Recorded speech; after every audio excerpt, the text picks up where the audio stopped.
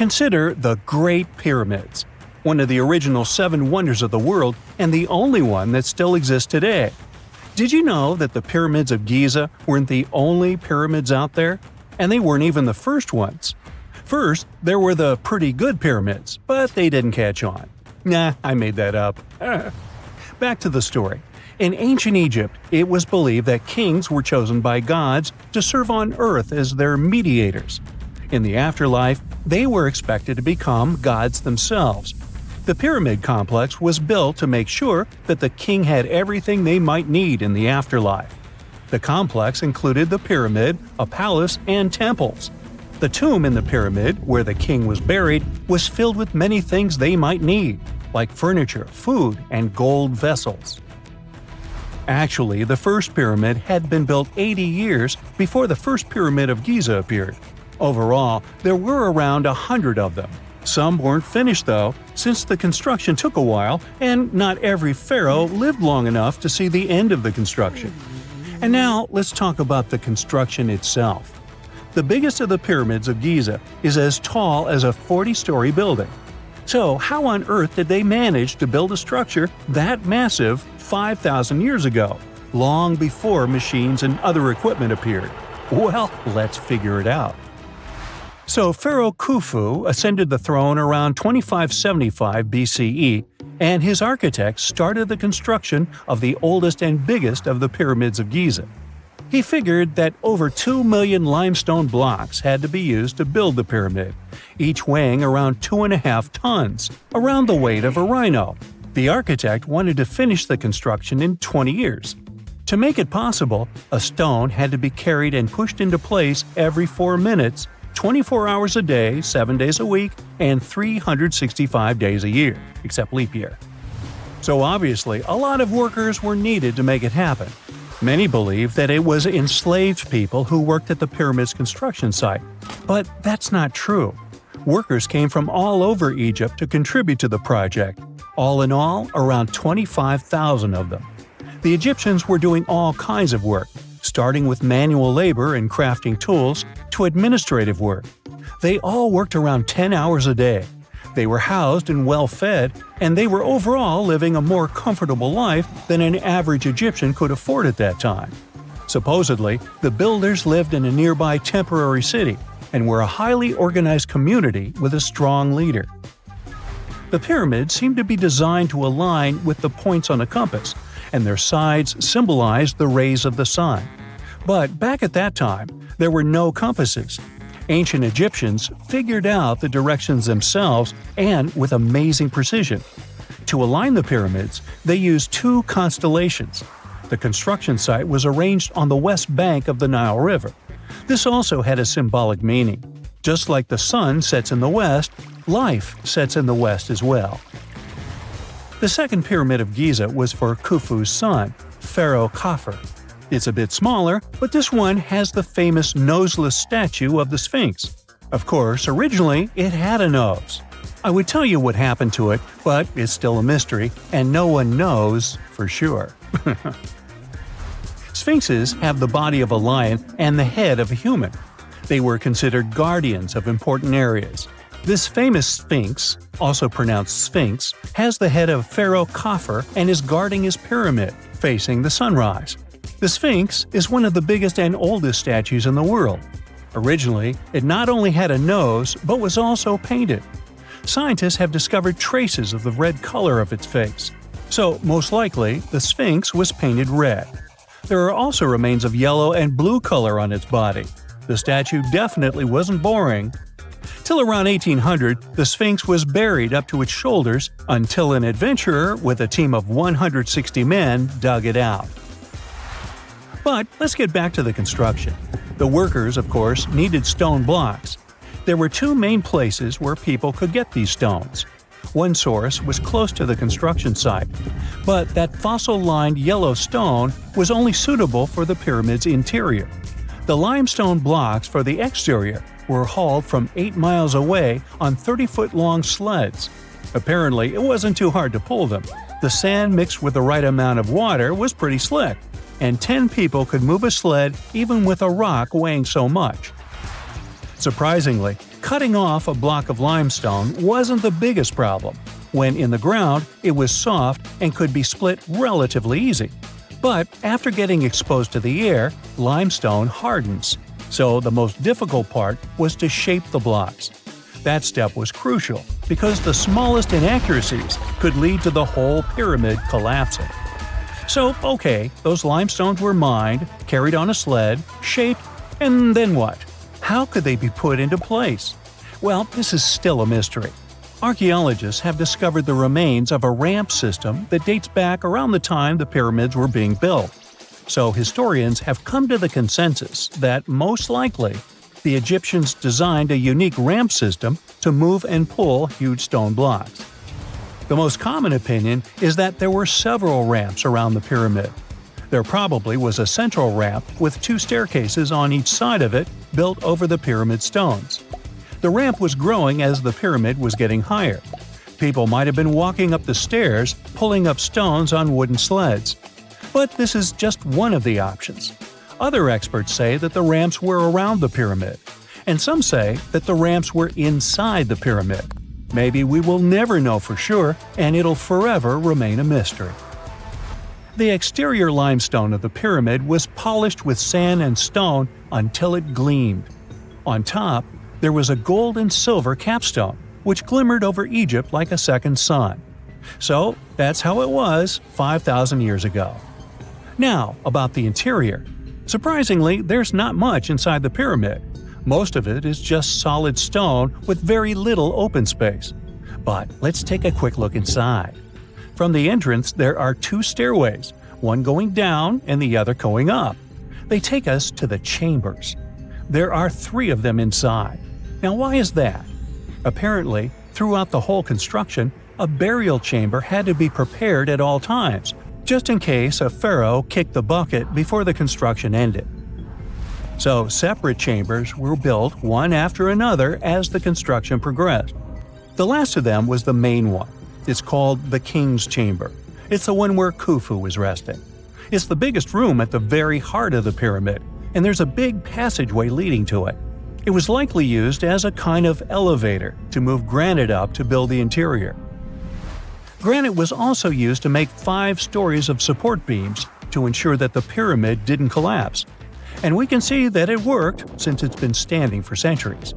Unfortunately, none of these chambers have hieroglyphs on the walls. If you want to see the writings, you should go to the decorated tombs near the pyramids. Those pieces of art are depiction of ancient Egypt's culture and daily life. The texts allow researchers to study their language and grammar. The treasures that once were in the pyramids have been taken by people.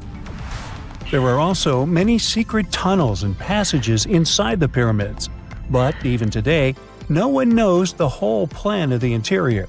Scientists have been sending little robots with cameras inside for many years, but there's still a lot we don't know about the pyramids. Now they're trying to use an X-ray to scan the pyramids from the outside, without going inside. So yeah, ancient Egyptians did create a mystery no one has been able to crack for 5,000 years already. And now we're off to almost 5,000 years ago. Let me take you to ancient Egypt, where back in 2550 BC, guess what? The construction of the Great Pyramids of Giza started. People learned to build cathedrals and skyscrapers, but it wasn't until recently that these massive buildings appeared. It's still a mystery to even modern scientists how these pyramids were built 5,000 years ago. No wonder they are one of the 7 wonders of the ancient world. They're also the oldest of them and the only wonder of the ancient world that still exists in the 21st century. It must have taken a lot of cooperation to build a thing that massive, even for today's metrics. But the Giza pyramids weren't the first pyramids ever. The first one, called the Step Pyramid, was built around 80 years before the first pyramid of Giza, in 2630 BC, for King Djoser. It wasn't meant to be extraordinary, but ended up being quite impressive. It was a pyramid of 6 stepped layers of stone. It was 204 feet high, which is as tall as a 19-story building. And it was the tallest building that existed at that time. It wasn't just a pyramid though, it was surrounded by a whole complex of buildings. including even courtyards. In ancient Egypt, people believed in the afterlife, so everyone, especially kings, wanted to make sure they had everything they needed to get ready for it. Here's why the pyramid complex was perfectly supplied with a lot of objects people used every day. The complex included a pyramid and a kind of a palace. Those buildings had many things the king loved and might need one day, like furniture, food, and gold vessels. After Djoser, building pyramids became common practice, but many pyramids weren't finished.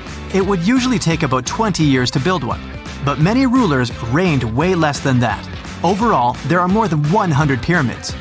The most famous pyramids are the Great Pyramids of Giza. The first one and the biggest one was built for Pharaoh Khufu, around 2550 BC. Initially, it was 481 feet tall, which is as tall as a 40-story building.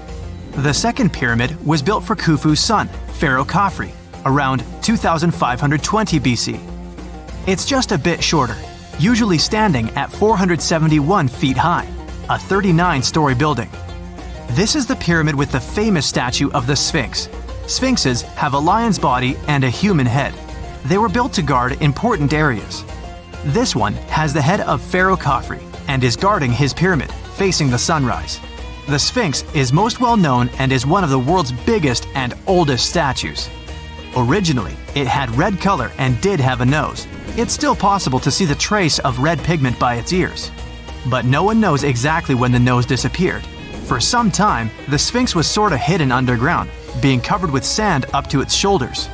Luckily, in the early 1800s, an adventurer with a team of 160 people dug it out. The third pyramid of Giza is the smallest one, being more than twice shorter. Originally, it was 218 feet high, about the height of a 20-story building. Built in 2490 BC, it was a pyramid for Khafre's son, Menkaure. The pyramids are designed to align with the points of the compass, and their sides symbolize the rays of the sun. But back at the time, there were no compasses. Ancient Egyptians figured out the directions themselves, and with amazing precision. To align the pyramids, they used two constellations. Originally, the pyramids were covered in smooth white limestone and had a gold-silver top to reflect the sun. Later, the white limestone was taken from the pyramids by other kings and used for other buildings. Scientists estimated that ancient Egyptians used about 2.3 million stone blocks to build the first pyramid. Each block weighed more than 1 ton. This is the weight of a rhino. Some blocks were even bigger, being almost as heavy as an elephant. 4.5 millennia ago, there was no modern equipment to help build it. There were no machines, no wheels, and even no steel. The only metal available to them was copper. Even today, scientists aren't sure how the Egyptians managed to build the pyramids. There are no records left that would shed light on it. Some even think that Egyptians wanted to keep it as their secret and didn't even record it on purpose. Many believe that poor people and foreigners built the pyramids, but it's not true.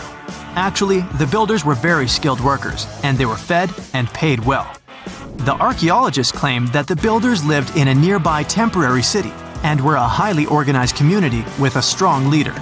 Scientists say that around 20,000 people worked on each pyramid complex, and it took about 20 years to build each. It probably was a national project.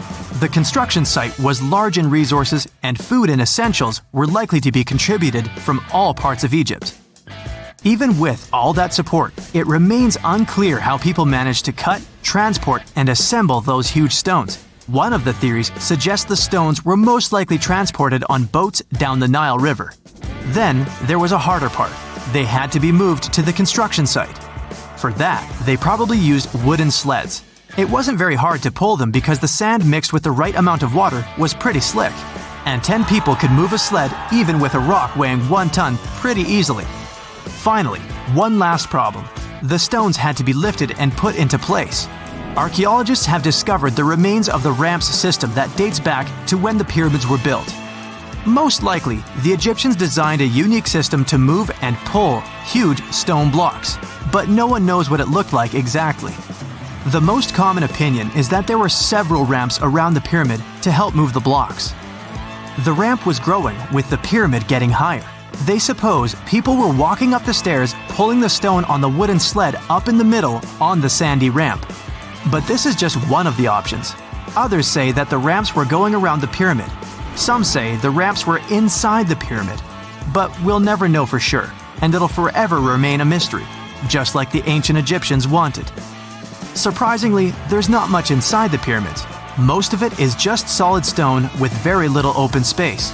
But let's take a quick look inside the biggest of the pyramids of Giza.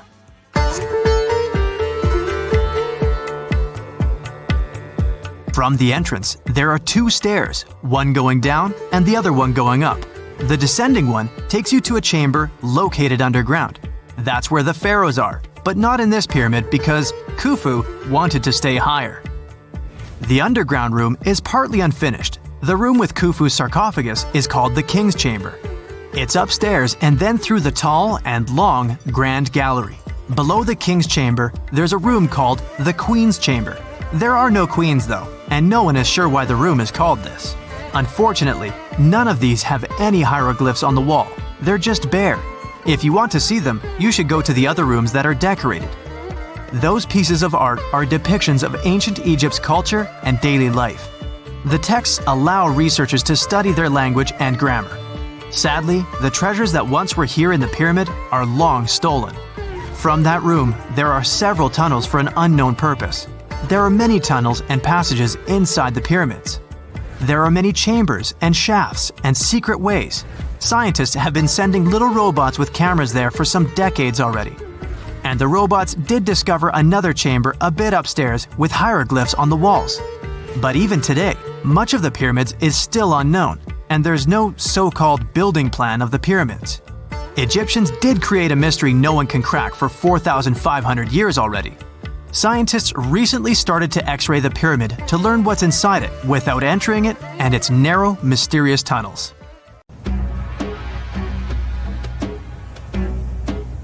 This is not a dune set. This is a very real desert in Niger. Jado was probably built by the nomadic Sao people and is filled with ksars, which are fortified houses made of salt and clay, with giant walls and secret passages. Located deep in the desert, it was once a vital stop for trans-Saharan caravans, but is now a hotspot for smugglers and bandits. The site has been off-limits since 2002 due to its dangers. The origin of the ksars remain a mystery. No archaeological studies have been conducted, leaving many questions unanswered. Even today, shifting sands reveal and conceal parts of these ancient ruins, fueling local speculation about what might still be hidden beneath the desert. Speaking of connective tunnels, scientists were blown away by the discovery of lava tubes in Saudi Arabia. These underground passages form when molten lava cools down. Researchers believe that ancient nomadic groups may have utilized these tunnels to survive the super harsh desert climates. While excavating the tunnels, archaeologists uncovered artifacts, rock art, and skeletal remains. The art and animal bones show that the people who used the tunnels were probably sheep and goat herders. They're still piecing together whether these groups lived in the tunnels for extended periods or just used them as temporary shelters. The Great Pyramid of Giza has been standing for thousands of years, but it's still hiding secrets. Using special scanning technology, scientists found two hidden structures under an ancient burial ground. The first is a shallow L-shaped structure, and below it is a much larger space that could be a final resting place or a chamber. The smaller structure was filled with sand on purpose, while the deeper one might be an empty chamber. Experts believe the two are connected, possibly as an entrance leading to a secret chamber. This is big news because it might give us some more insight into who built the pyramids and why. The world is full of ancient writing, but some messages refuse to give up their secrets, like the mystery of the Bashplemi tablet. This unusual stone, pulled from a lake in Georgia, is covered in symbols no one can read. Even with modern technology, experts are completely stumped. The tablet is about the size of a book, with 60 symbols carefully carved into its surface, but 39 of them don't match any known language. Some resemble scripts from ancient civilizations in the Middle East, India, and Egypt, but none are an exact match. To make things even trickier, part of the tablet is broken off, meaning a piece of the puzzle is missing forever. To rule out a hoax, scientists studied the tablet closely. They confirmed it's made of vesicular basalt, an extremely tough local rock. Whoever carved these symbols must have been really skilled. Based on similar archaeological finds, experts believe the tablet could date back thousands of years, possibly to the late Bronze or early Iron Age. Some symbols repeat, which could mean they're numbers. Maybe it's an inventory list, a record of battles, or even an offering to the deities. Until someone cracks the code, the Bashplemi tablet remains an unsolved mystery from the depths of history. Experts are still stumped with what this Minoan disc might mean. The Phaistos disc is one of the most mysterious finds from the Minoan civilization. This 6-inch clay object, discovered in 1908, has strange spiral markings that no one has fully decoded yet. The disc has 241 symbols on both sides, showing everything from people and animals to tools and plants. Experts have come up with many theories about what the symbols mean. Some think it's an early form of Greek. Others suggest it's a prayer or a hymn. And some even believe it could be a letter from a king in Anatolia to a Greek ruler. Let's see who will be the first to figure this out. It's always a fun day at an archaeologist's office when they find something as big as a 2,000-year-old marble head. A French archaeologist mission went digging inside an old medieval house near Alexandria in Egypt and found a statue's head depicting an old, possibly ill man. This statue dates from the last Egyptian dynasty before it became part of the Roman Empire, and the site where it was found is associated with the likes of Cleopatra and Mark Antony. For archaeologists, even the smallest finds at this site means a lot. You've heard of Lucy, right? The Australopithecus that was an early ancestor for us humans. Well, scientists found some of her species' footprints somewhere in Tanzania. The so-called Laetoli footprints are over 3 million years old. The trail stretched 88 feet and has about 70 footprints, left behind when a bunch of early humans walked across some wet volcanic ash. What's cool is that these early humans were already walking on 2 feet, like us, not all hunched over like apes. The close spacing of the prints shows they probably had short legs and a shorter stride than we do today.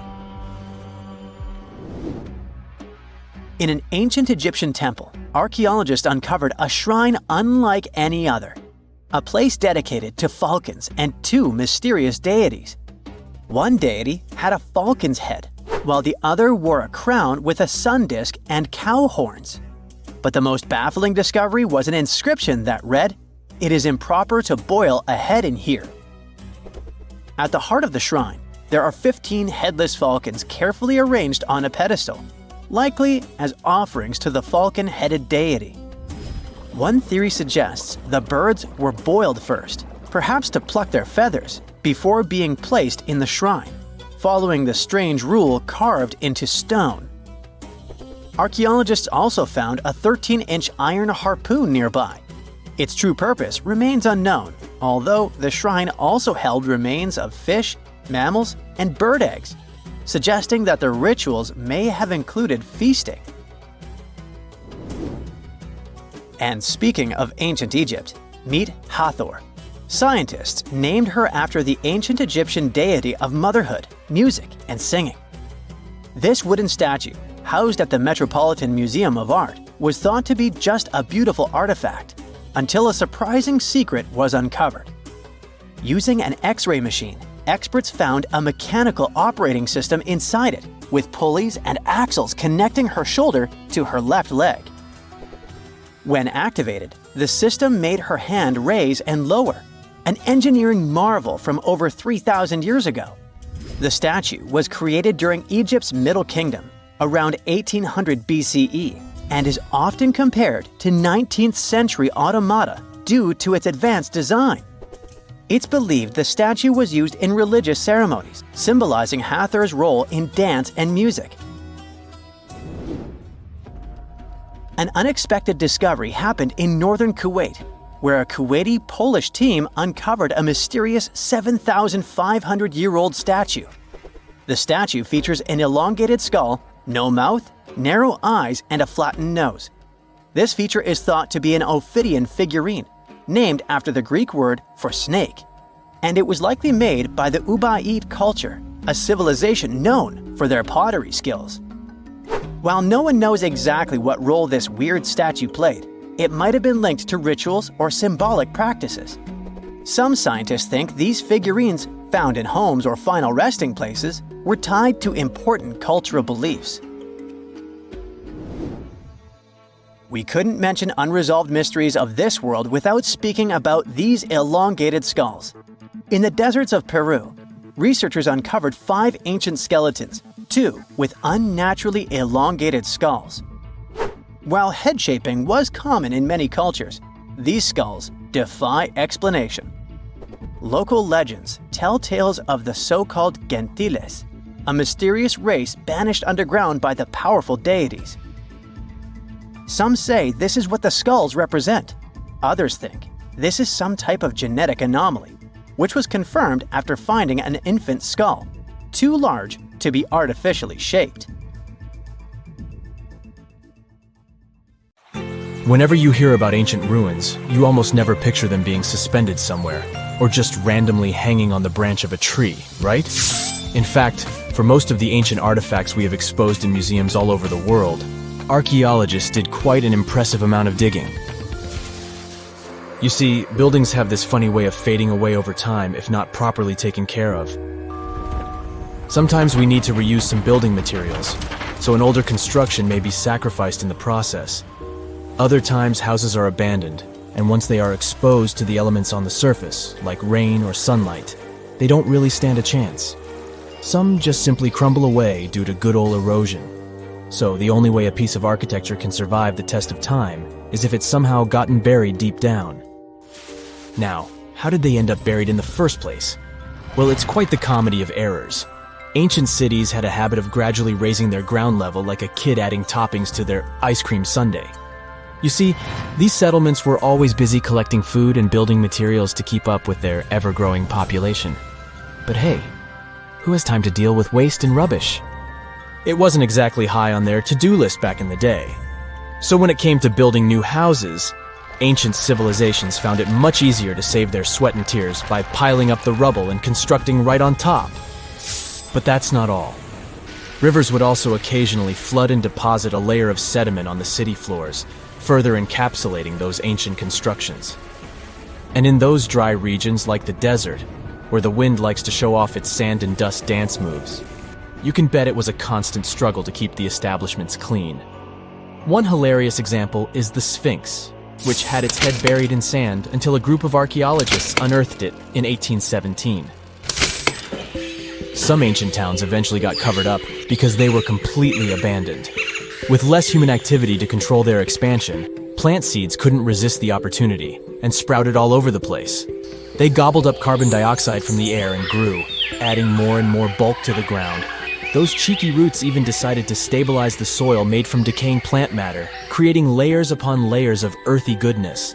It's like the ultimate DIY project Mother Nature embarked on, with plants as her loyal helpers. The act of digging into the secrets of ancient civilizations is not just about unearthing a lost world. It's also an epic quest to reveal the hidden treasures beneath layers of history. But how do archaeologists know where to dig in the first place? If everything is covered in layers upon layers of sediments, debris, and plant roots, they must have some sort of system they rely on before embarking on a new project, right? For starters, they're not always the ones suggesting an archaeological dig in a certain location. Let me explain. Let's say you're a contractor and you want to build a new fancy apartment complex in your city. Some local legislations have certain requirements before your project can start, though. For instance, before anyone starts building on a piece of land, they might need to bring in specialists to check the soil. These clever folks can be archaeologists, geologists, or paleontologists, and they need to keep an eye on things during development. If any artifacts or ecofacts, fancy word for organic remnants, are discovered, these experts swoop in to excavate and study them. But what about sites that have nothing to do with bulldozers and yellow hats? Archaeologists have more than one trick up their sleeves when it comes to locating ancient hotspots. They dive deep into historic records with a healthy dose of detective work. By sniffing out old documents and maps, they can piece together the puzzle of human activity in a specific area. If a site has been visited before, it's even better. Finding records of past excavations or historical accounts can give archaeologists lots of information on where to continue their treasure hunt. Before archaeologists start swinging their shovels, they engage in a bit of a visual scan mission. Armed with a grid system, they'll stroll around the site, keeping their eyes peeled for any artifacts that might be hiding just beneath the Earth's upper layer. From groundstone tools to historic glass and even ancient garbage dumps, yes, they're all so valuable. These keen-eyed explorers can spot signs of human activity faster than most people. If they stumble upon midden soil, fancy term for a garbage dump, they know for sure that humans once called this place home. Archaeologists don't just rely on their trusty shovels, though. They have an arsenal of gadgets to aid in their search for hidden wonders. Geophysical tools are like their secret weapons. Take the resistivity meter, for example. This clever contraption measures the electrical component of the soil and any buried features or artifacts. A buried wall, for instance, will create a different resistivity reading than the surrounding soil. Magnetometers and ground-penetrating radar work in similar ways, showcasing potential hints of ancient treasures in the soil. And who could forget our trusty old friend, the GPS? It helps archaeologists map out precise locations, like a high-tech treasure map, leading them straight to their pot of gold. Care to virtually visit some of the most important archaeological sites in the world? Well, follow me. In the United Kingdom, for instance, you'll find this interesting place called Stonehenge. It's one of many henges scattered around, but this one really takes the cake. Picture this: massive ancient stones standing tall and proud, arranged in a funky outer ring and an inner horseshoe, with some smaller stones thrown in for good measure. And guess what? These amazing stones have been around for over 5,000 years. Talk about a serious case of rock-solid longevity. Now, here's where it gets interesting. According to local folklore, the legendary wizard Merlin whipped out his magic wand and poof! He teleported these massive stones all the way from Ireland. Apparently, some giants had assembled them there, but Merlin decided they would look much better at their new location. Others think it's just the ruined remains of an old Roman spiritual edifice. These amazing structures were built by our Bronze Age ancestors. With their simple tools and limited tech, they managed to create this monumental masterpiece. Impressive, right? Unfortunately, there's still so much we don't know about this area. Stonehenge's initial purpose remains a mystery to this day. Sure, there are lots of theories, but scientists have yet to agree on the subject. However, we do know that it's perfectly aligned to catch the sunrise during the summer and winter solstices. The ancient city of Pompeii is an equally amazing archaeological site. Picture this: Mount Vesuvius, a notorious troublemaker, decided to throw a volcanic tantrum and completely covered this ancient Roman city. It turned it into a time capsule, located outside present-day Naples in Italy. Fast forward to the year 1748, when a bunch of adventurous explorers stumbled upon Pompeii. Lo and behold, they discovered a treasure trove of well-preserved goodies: streets, houses, food. Probably a bit stale by then. Blingy jewelry, fancy sculptures, colorful frescoes, everyday household items, and even animal and human remains. It was like an epic archaeological party. From the looks of it, Pompeii had it all. Fancy houses and villas, a massive 20,000-seat arena, cute little artisan shops, hangouts like taverns. And let's not forget the saucy spots like those luxurious bathhouses for some intense pampering. There's also the Sanctuary of Apollo, where people used to gather for their daily dose of worship. And of course, the bustling heart of the city, the Forum of Pompeii, where all the cool people used to hang out. And guess what? Pompeii is so cool that it made it to UNESCO's World Heritage List back in 1997. That's like the ultimate Hall of Fame for historical awesomeness. It also includes many other famous buildings and sites, like the Taj Mahal in India and the Acropolis of Athens in Greece.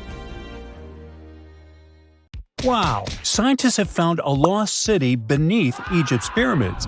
And it's incredibly large, bigger than the biggest target you can imagine. Underground chambers, passageways, and vertical structures. Scientists have no idea what purposes they serve. But let's start from the very beginning. Italian and Scottish scientists studying the Pyramid of Khafra discovered something that looked like secret tunnels under 3 pyramids. This find might change what we know about ancient Egypt. The expedition, called the Khafra Project, was led by Corrado Malunga from Pisa, Italy, and Filippo Biondi from the University of Strathclyde, Scotland. Their mission was to focus on exploring Khafra's pyramid, the second largest on the Giza Plateau. Scientists uncovered a massive structure beneath the Pyramid of Khafra. Could it be an ancient Egyptian underground city? The experts analyzed the data they had and came to the conclusion that 8 large vertical structures could be hiding beneath, possibly wells or shafts. They extend a staggering 6,500 feet across. Imagine placing 2.5 Burj Khalifas on the ground, one after another, and you get the sheer size of this find.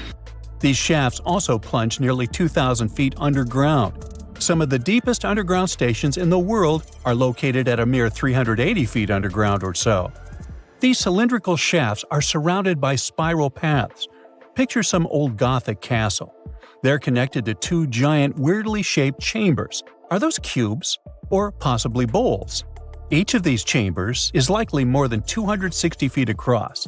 Now, even though we know about the structures now, no one has figured out their original purpose yet. Want to hear something even more shocking? Okay then. The team is almost sure that similar access points can be found under all 3 pyramids. In other words, all of them might be linked by a hidden system of underground tunnels, chambers, and passages. Even deeper, about 4,000 feet under the surface, there might be more unknown structures. And doesn't it add to the mystery? But the coolest news is that, according to some team members, these hidden structures near Giza pyramids could align with the legendary Halls of Amenti. In ancient Egyptian mythology, it's a place where people are believed to arrive when they're close to the end of their days. There, they are said to take a 3-day-long trial, facing their biggest fears. Now, how did scientists even discover these hidden spaces? To uncover them, researchers used 2 satellites positioned 420 miles above Earth. They sent radar signals to the Giza Plateau, and these signals generated detailed images, which were later compiled into a 3D model of the underground layout, including the newly detected shafts. Then, using synthetic aperture radar or SAR technology, which is a type of radar that can penetrate through stone, the team also spotted 5 small room-like structures hidden deep within the pyramid. One of these chambers contained a sarcophagus, which was once thought to be the tomb of Pharaoh Khafra. But now, scientists believe this was a mistake. The true burial site is likely to be elsewhere. In any case, these 5 hidden rooms were completely unknown before the scans. They seem to be arranged in the center of the pyramid and are linked to underground pathways leading somewhere below the structure. There's an opinion that these tunnels could lead to more hidden chambers and wells. Some of them might be around 4,500 years old. Wow! What if they help us solve ancient civilization mysteries?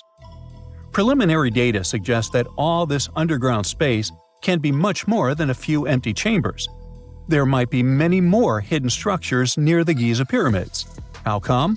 Well, the thing is, the structure appears to include hollowed-out sections with spiral pathways leading even deeper underground. Refining the images hinting at this could reveal an extensive subterranean network. It might be a whole city hidden under the surface. Now, despite the excitement surrounding these findings, there are also a lot of people who don't believe in the existence of the underground city. They're skeptical about the archaeological discovery in Egypt due to the lack of peer-reviewed verification. That's why several archaeologists and radar experts have challenged the validity of the claims. They've explained that the technology used to make the discovery may not be advanced enough to produce such detailed underground imagery. According to them, the 5 smaller chambers found near the surface could be natural formations, since the area had had sacred significance long before the construction of the pyramids. Some experts have even dismissed the use of radar methods in this context altogether. They call these methods scientifically unproven and question their accuracy. The discovery has also reignited discussions about ancient Egyptian myths and the possibility of hidden texts lying somewhere beneath the Giza pyramids. The layout of the newly detected underground chambers shares similarities with mythological accounts of the Hall of Records, a rumored chamber that could preserve early Egyptian wisdom. If confirmed, these findings could significantly reshape the understanding of Egypt's sacred topography.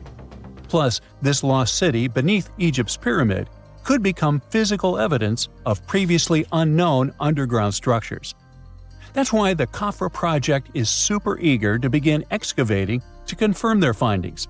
But getting approval from Egyptian authorities is a challenging process. The discoveries still need to undergo peer review before they are accepted by the academic community.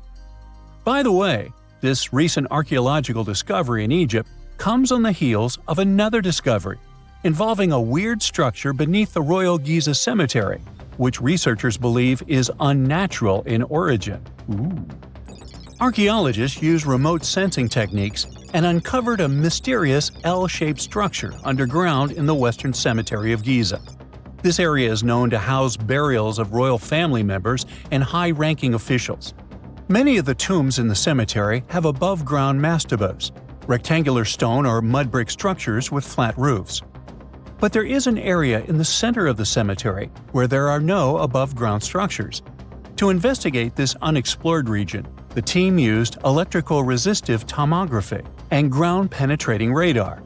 ERT works by sending electrical currents into the ground and measuring the resistance to detect remains. As for GPR, it sends radar into the ground and maps the structures based on the radar's return. The team found an anomaly about 6.5 feet beneath the surface.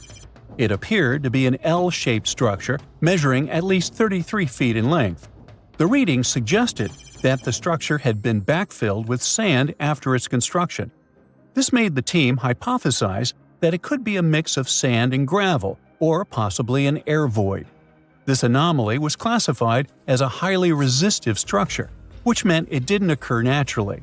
Motoyuki Sato, the study's lead author and professor at Tohoku University in Japan, claims that the structure is not a natural formation due to its sharp shape. Another weird thing about ancient Egyptian pyramids is that historians have long believed that they were built primarily for royals and high-status individuals who had the wealth and power to create such massive structures. However, new research from the archaeological site of Tombos in modern-day Sudan challenges this assumption. The thing is, Tombos' pyramid may have served as burial sites for low-status workers as well as elites.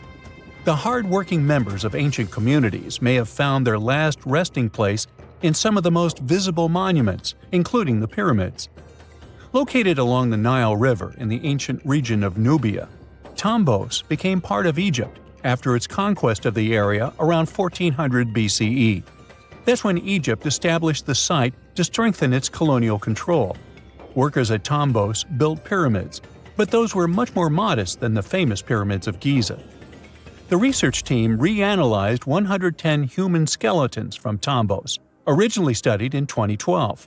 In particular, they examined the entheses, the areas where tendons and ligaments attach to bones. Such an analysis can give us insights into the amount of physical labor a person performed. When someone does hard labor, their bones often develop distinct crests and ridges at these attachment points due to the stress on the tendons and ligaments. And while some skeletons showed little change in their entheses, suggesting they belonged to individuals from the upper classes, others showed more serious changes. It means they belong to lower-class workers.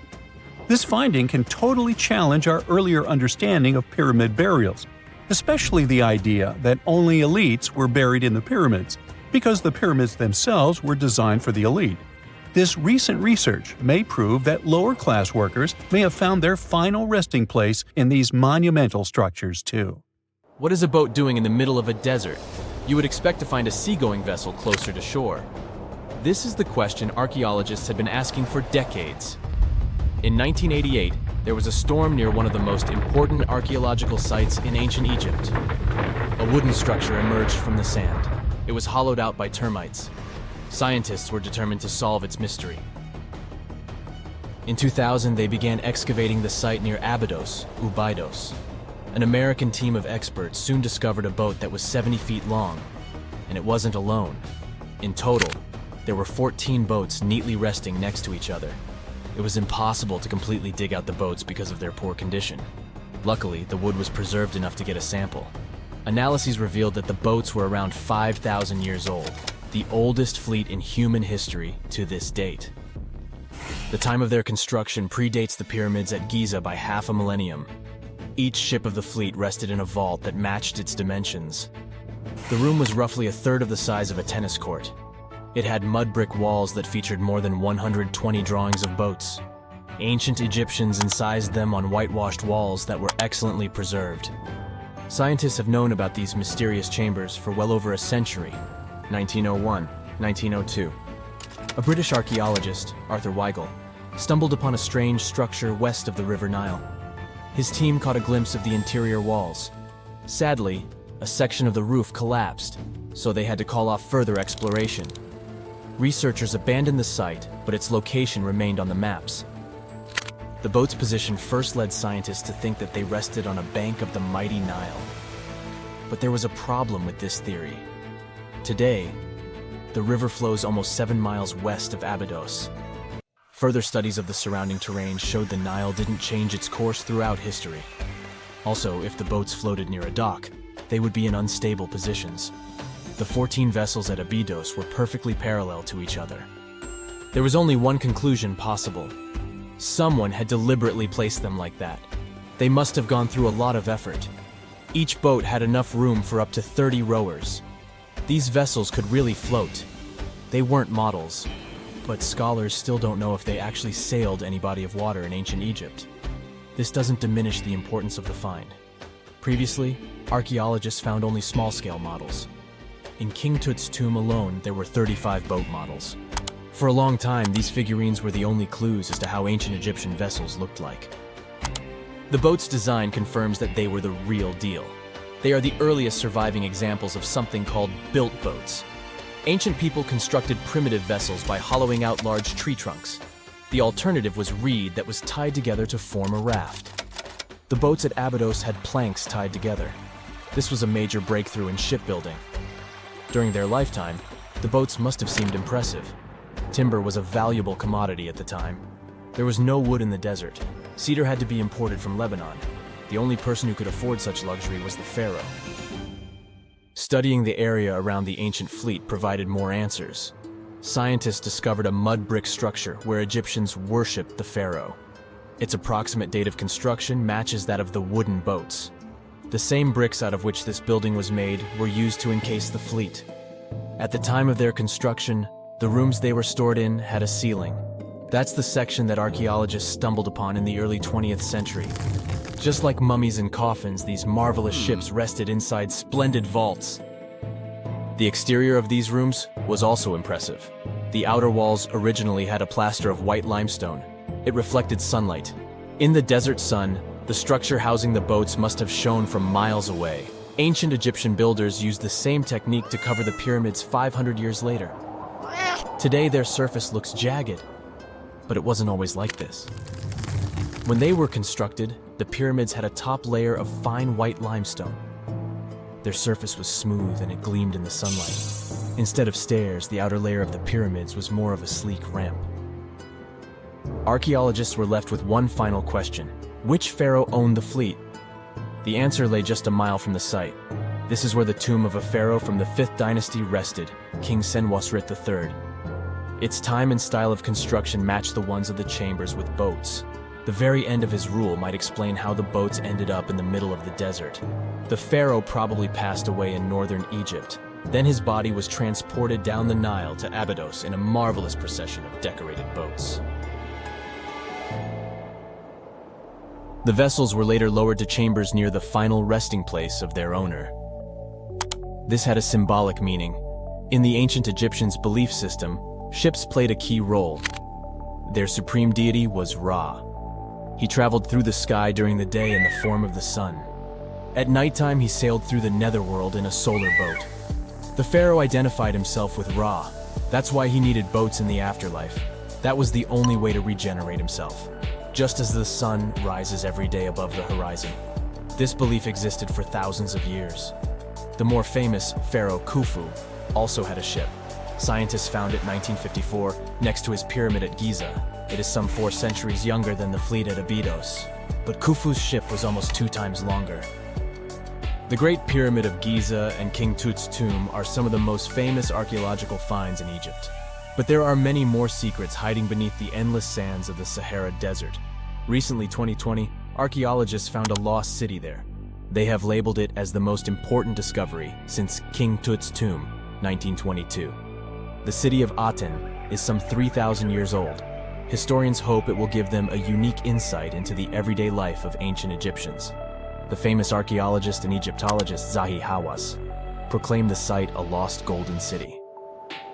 Aten sits some 300 miles south of Egypt's capital, Cairo. It is close to the famous Valley of the Kings. Archaeologists first found sections of mud brick walls that spread out in all directions. They discovered complete rooms with tools of everyday life inside. The research team unearthed a bakery, a residential neighborhood, and an administrative district. They all date back to the time when the Egyptian civilization was the wealthiest in its long history. They were also the first to make objects from iron. In 1911, scientists found a set of iron beads near a village in Lower Egypt, El Girza. These are the earliest known iron artifacts. The discovery is literally out of this world. Ancient people made them by beating into shape a piece of a meteorite. The 9 beads were once part of an ornate necklace. They are now blackened and corroded, which is perfectly normal for a piece of jewelry that is over 5,000 years old. They consist of an iron-nickel alloy. Researchers were impressed by the skill of ancient jewelers who processed the beads. Their craftsmanship is more impressive when you think that they didn't know the stellar origins of the material. The Great Pyramid of Giza also has a remarkable feature. An international research group investigated the electromagnetic response of the structure to radio waves. They found that the pyramid has the ability to concentrate electromagnetic energy inside it. This occurred inside its chambers as well as under the pyramid's base. It contains an underground, unfinished chamber. It seems that the electromagnetic response is connected with the properties of limestone, the Great Pyramid's main building material. The research results might have a practical application. The way solar cells and nanosensors function could be improved by this remarkable find. You have heard about Nikola Tesla. You have definitely heard about the Great Pyramids in Egypt. But what if I told you that Tesla may have probably uncovered the ancient mysteries surrounding the pyramids? Wait, what? Is this a crossover episode? Nope. It's highly probable that the secrets of the pyramids are hidden in plain sight. But first, let's recap what we know about the pyramids. What's so mysterious about them? I mean, they are just old quirky buildings, aren't they? One of the biggest questions is how they were built. Some people think that the pyramids were created by people using only their hands and muscles. But others think that there might have been some kind of crazy energy source that we don't know about yet. Like, what if aliens helped out or something? Just kidding. But this idea of some unknown energy source being used to build the pyramids has been around for ages. Even in old texts, like the pyramid texts, it talks about how the gods gave us something to build a great power. So maybe there was something really powerful and mysterious going on back then? Who knows? Back in the early 1900s, he got obsessed with the Great Pyramids of Egypt. He read numerous books about these ancient structures and was blown away by how much energy they seemed to have. At that time, not many people knew much about electricity, and Tesla started to wonder if there was some kind of advanced tech hidden in the pyramids. He had an idea that the power of the pyramids had to do with electromagnetism, and he put a lot of time and effort into trying to figure out the mystery. Tesla had some pretty unusual theories about the Great Pyramids. He thought that they could actually store and move electricity, which could then be used to power up the areas around them.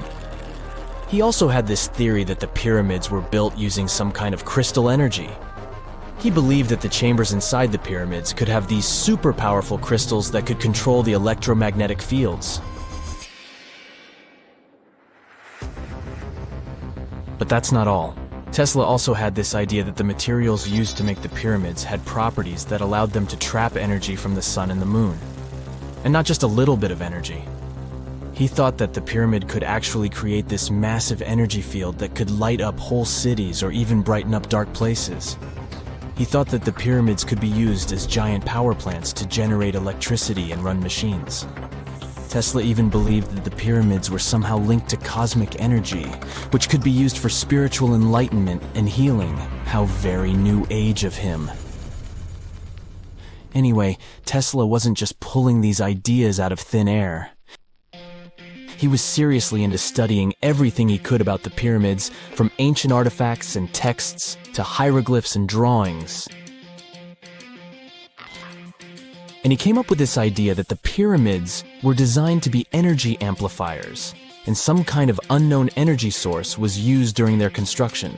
Some people thought Tesla was eccentric for coming up with these theories, but his ideas have actually had a huge impact on the way we think about the pyramids today.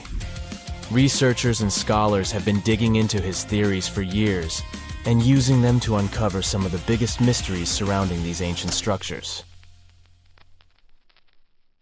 For example, recently scientists have used theoretical physics to investigate how the Great Pyramid of Egypt would react to certain radio waves.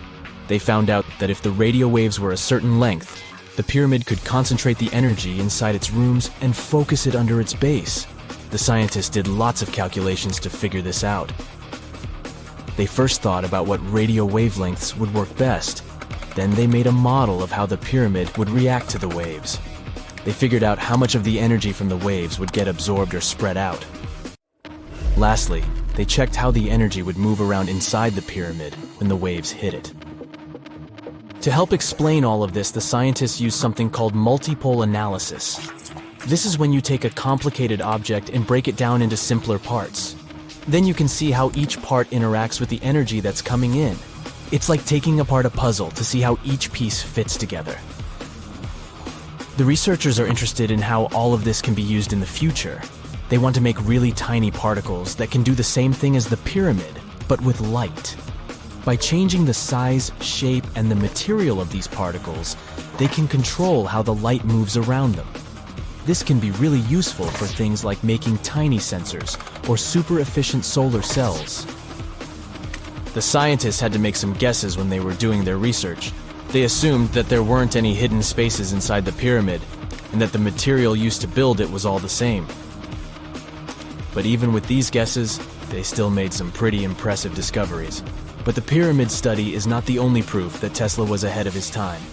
There are more Tesla's projects that seemed unrealistic at the time, but that scientists and enthusiasts reevaluate and try to implement today. Let's talk about Tesla's most ambitious project, the Wardenclyffe transmission tower. Back in 1900, Tesla was already a big shot when it came to electrical engineering in America. People were blown away by his amazing inventions and the fact that he managed to outdo Thomas Edison in the battle of currents. However, Tesla wasn't content to rest on his laurels. He decided to embark on his most ambitious project yet, the transmission tower at Wardenclyffe. It was built between 1901 and 1905, and it was based on one of Tesla's breakthrough ideas. He had a vision to make the impossible possible by creating a global wireless communication system. It would use Earth itself as a conductor, transmitting music, news, stock market reports, secured military communications, and even facsimile images. Does it sound familiar? Right, it sounds just like the internet that we use today, only without the use of any wires. But Tesla had a much bigger dream in mind, to transmit power wirelessly. He already proved that high-frequency signals could be sent without any wires using his Tesla coil transformers, and this sparked his obsession with wireless energy transmission. His vision was to not only transform the way we communicate, but also to find a way to transfer power currents globally by tapping into the Earth's natural energy.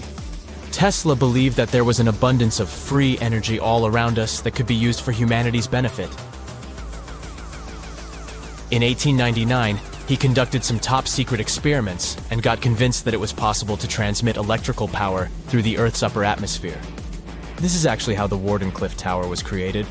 It was supposed to be the prototype station for a network of towers all over the globe that would provide the whole world with wireless energy. Unfortunately, Tesla didn't have the resources or the patience of his investors to bring this project to fruition. It ran into all sorts of financial problems and roadblocks, and in 1917, the unfinished tower was finally torn down for scrap metal to pay off Tesla's mounting debts. Now it remains a sad reminder that even the greatest minds can sometimes fall short of their dreams. The original red brick laboratory, however, is still there, and it is the only Tesla lab that has survived. Fun fact, in 2017, a film crew made a crazy discovery. They used ground-penetrating radar to explore the area around Wardenclyffe, and they found a whole series of tunnels stretching for hundreds of feet underneath the site. Nobody knows exactly what these tunnels were used for, but people have been speculating for years that they were part of Tesla's grand plan. Wardenclyffe, of course, is a major landmark for Tesla enthusiasts from all over the world. Who knows? Maybe someone will finally crack the mystery of the tunnels one day.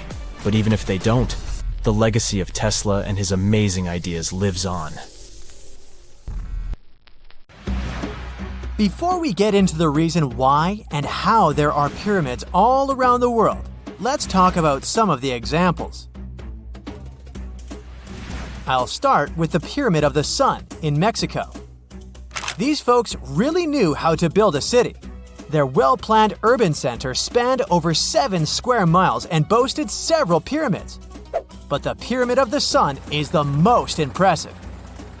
This giant pyramid was built way back in 100 CE and is one of the biggest structures of its kind in the whole Western Hemisphere. It's so big that it's 216 feet high above the ground. If you ever find yourself in this ancient city, you won't be able to miss the Pyramid of the Sun.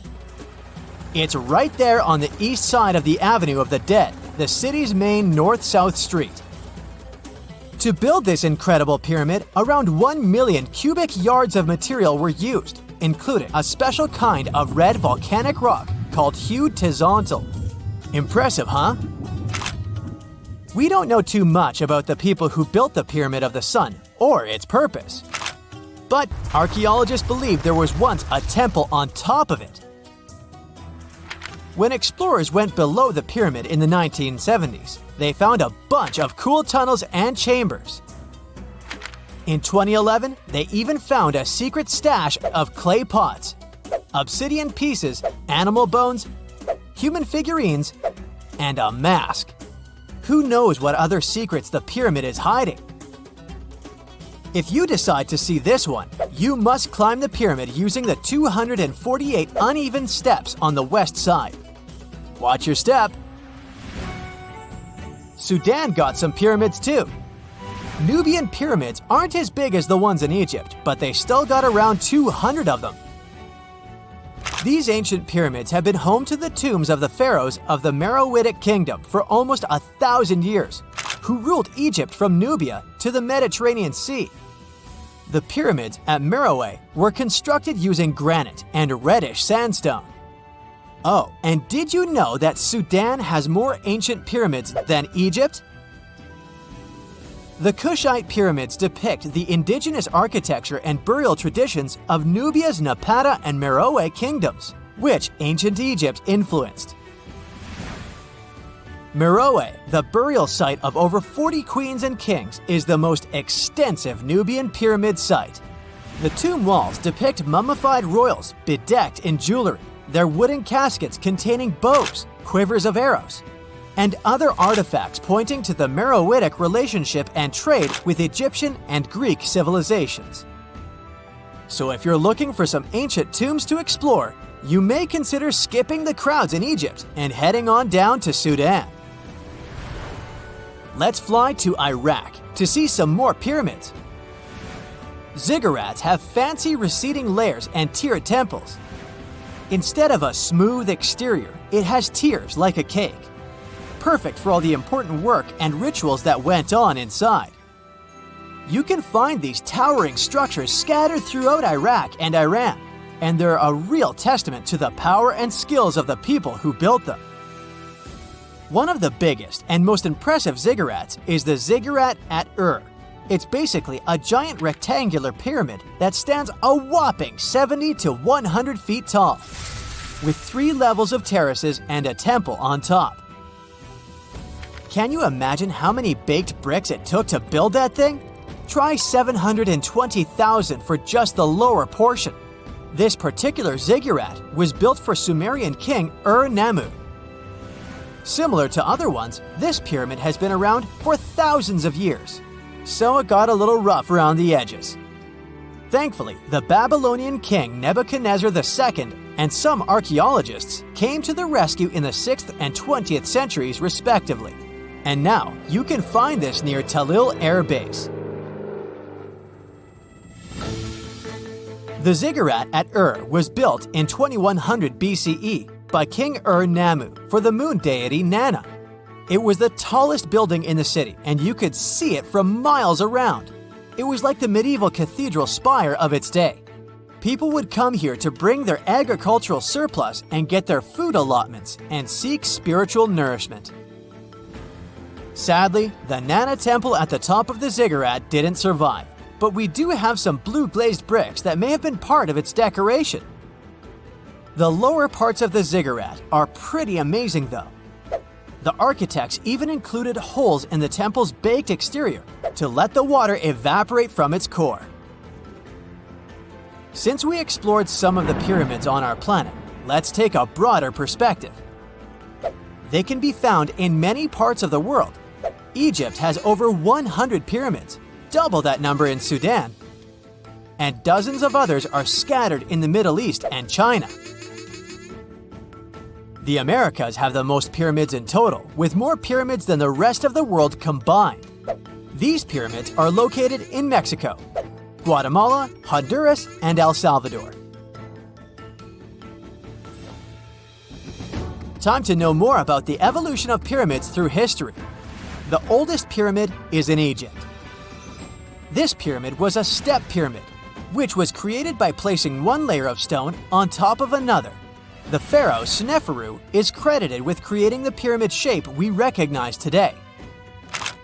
During his 45-year reign, he built 3 pyramids. His first 2 attempts failed, but he finally got it right with the Red Pyramid, which is considered the first true pyramid. It was Sneferu's son, Khufu, who built the Great Pyramid of Giza, which was the tallest human-made structure on Earth for almost 4,000 years. Latin American pyramids are similar to early Egyptian step pyramids, but they were built independently, with no knowledge of each other. The pyramids in Sudan were built around 700 BCE and are tall, but much narrower than those in Egypt. How in the world did all these civilizations build these things without even texting each other? After all, the Aztecs, Mayans, and ancient Egyptians were about as different as possible. But despite their cultural differences, they all seem to agree on one thing. Pyramids were pretty cool. Step pyramids are all around the world because they were the most feasible and stable way to build large and tall structures without access to lighter building materials like wood and metal. The triangular form with a square base is the best way to build a sturdy structure, and having a cube structure would require more material for less height. Now, when it comes to pyramid design, the Egyptian pyramids were like giant triangles with a square base, smooth sides, and a pointy top. On the other hand, the Aztecs and Mayans went for a tiered cake look, with steps leading up to a flat platform on top. So, while all these pyramids share the same basic shape, they have their own unique flair. Each group built its pyramids using different materials, techniques, and slope angles. So while they may have been inspired by each other's work occasionally, they were just doing their own thing. Egyptian pyramids had smooth, angled sides that were designed to help the pharaoh's soul ascend to heaven. The Pyramid of the Sun was built over a series of caves that served as a passageway for the deities. The Maya built the temple of Kukulkan in Chichen Itza to honor the deity Kukulkan, usually represented by a serpent. Nicknamed El Castillo, it has 91 steps on each side, plus a platform. That's 365 steps, one for each day of the Mayan calendar. Tell me, Brightsiders, how were pyramids built? To begin with, humans made them, not a foreign race from space that landed on Earth. You see, one thing that all pyramids have in common is that they were built without advanced tools or even the wheel. It took a lot of people to build them, including skilled laborers and architects. For example, it's estimated that 20,000 people built the Great Pyramid of Giza, and it's believed that most of them were skilled laborers. Building pyramids was a massive undertaking that required years of planning and effort. The Great Pyramid at Cholula, Mexico, took 600 years to complete. Unlike many other ancient Egyptian burial grounds, King Tutankhamun's tomb stayed hidden and free of unwanted thieves for 3,000 years. One reason was that the tomb was smaller than average and tucked away in a place called the Valley of the Kings. This area was already being extensively explored by the time they stumbled upon Tut's spot. The entrance was all covered in debris from building a nearby tomb, which must have also helped keep it a secret. There were also zero writings or signs on the outside of the tomb. Time passing also played a part in keeping it in amazing shape until the 1920s, when a man named Howard Carter finally made it in. But was Carter that big of a hero? Some recent findings say he might have been sneakier than initially thought. People used to think Carter wasn't just a glorified treasure hunter, he was a true archaeologist. Before Tut, he had been on a relentless quest for Egyptian artifacts.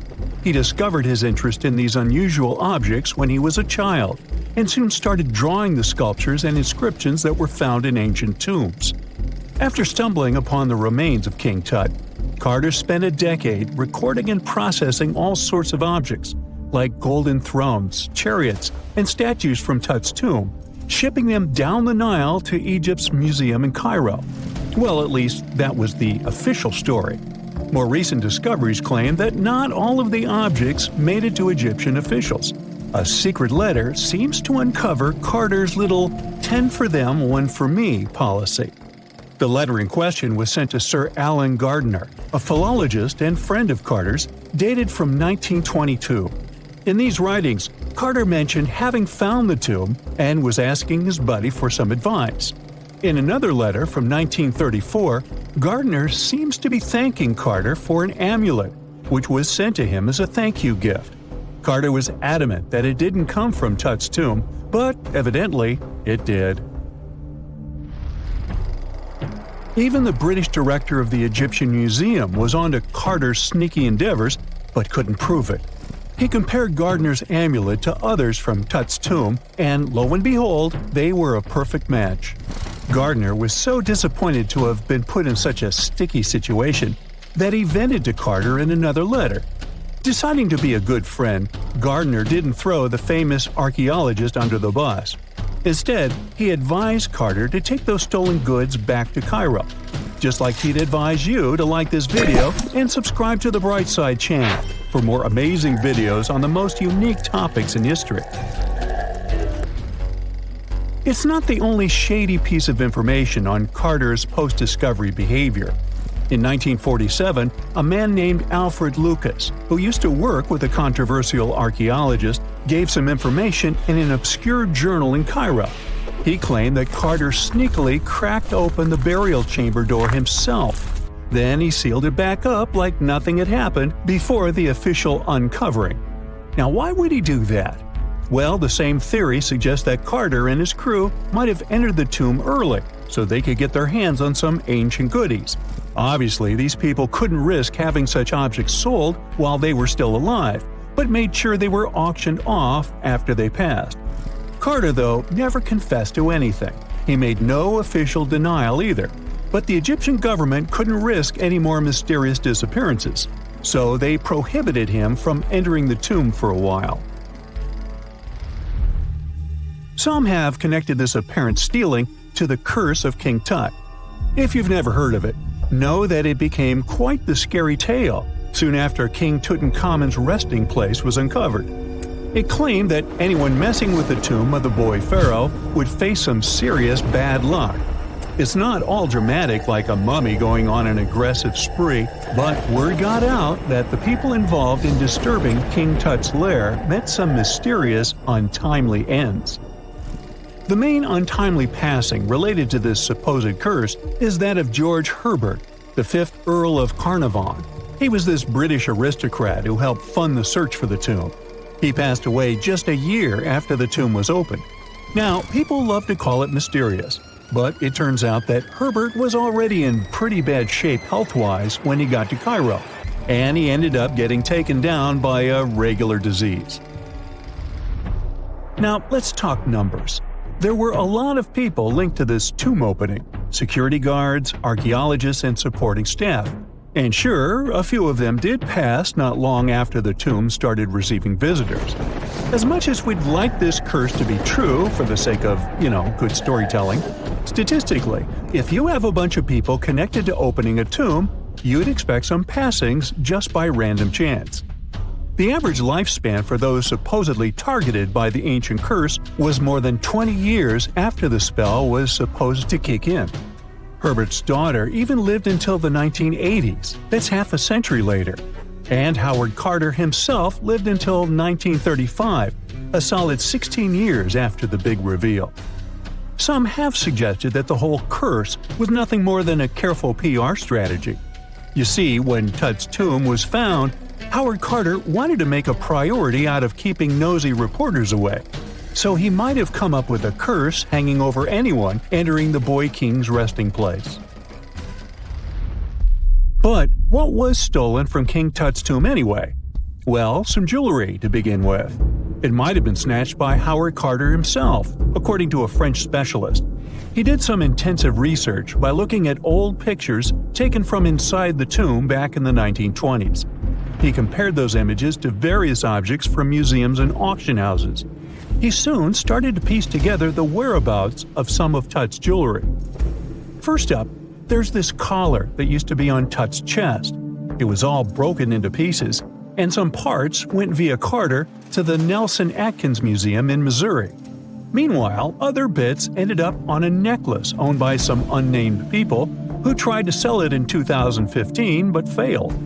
Even the Nelson Atkins Museum agrees, as they've confirmed the information on their website. Then there's a headdress piece.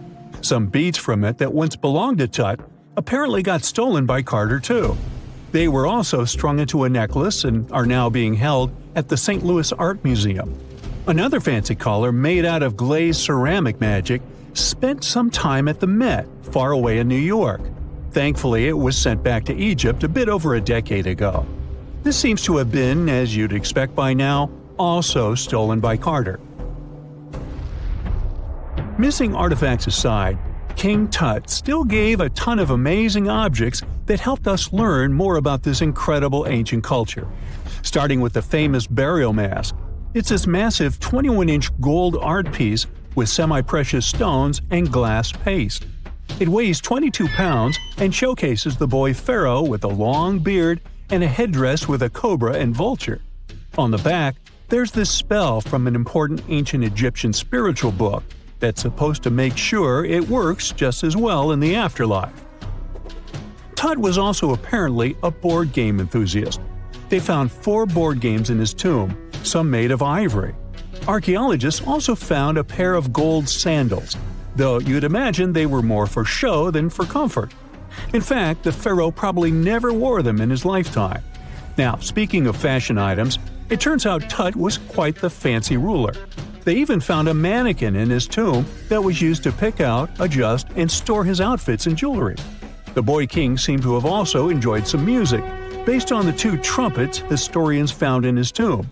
Though they were played back in 1935 in a BBC broadcast, the instruments are today considered too fragile to be maneuvered.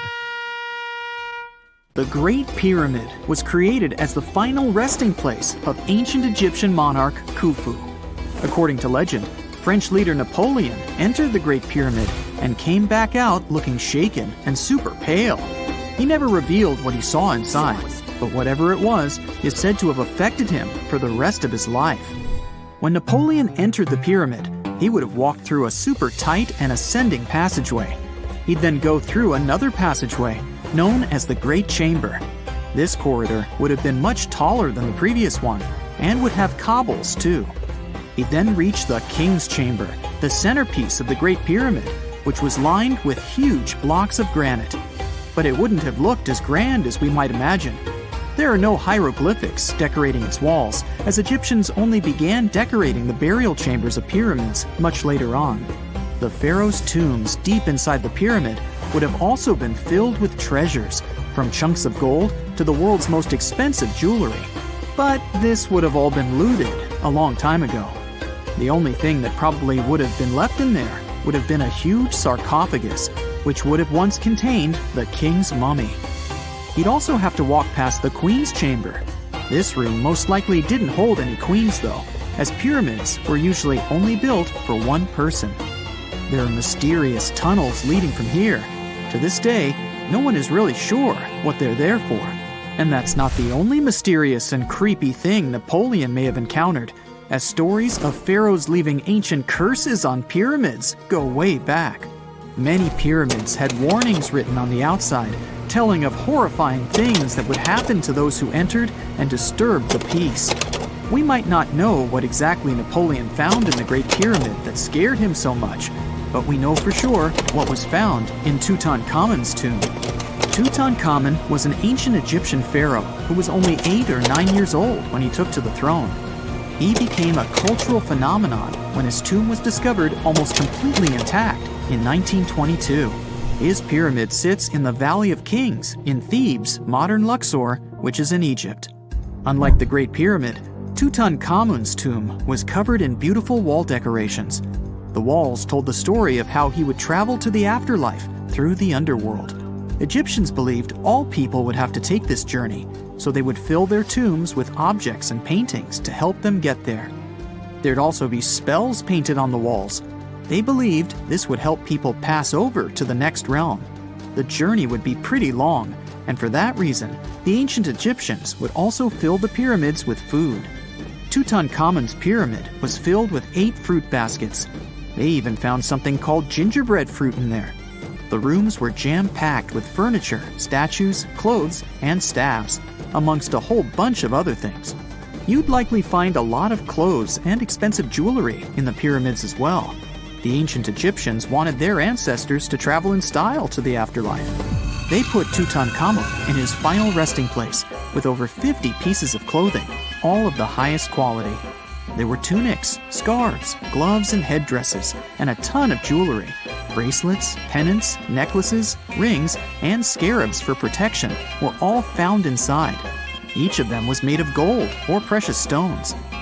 There were also fans made of ostrich feathers to keep the old pharaoh cool in the hot Egyptian sun. But the temperature inside the pyramids never actually went above 68 degrees Fahrenheit. The ancient Egyptians developed a super cool air conditioning system that we don't fully understand even today. Tutankhamun's pyramid also contained 130 walking sticks made from ebony, ivory, silver, and gold to help him on his journey.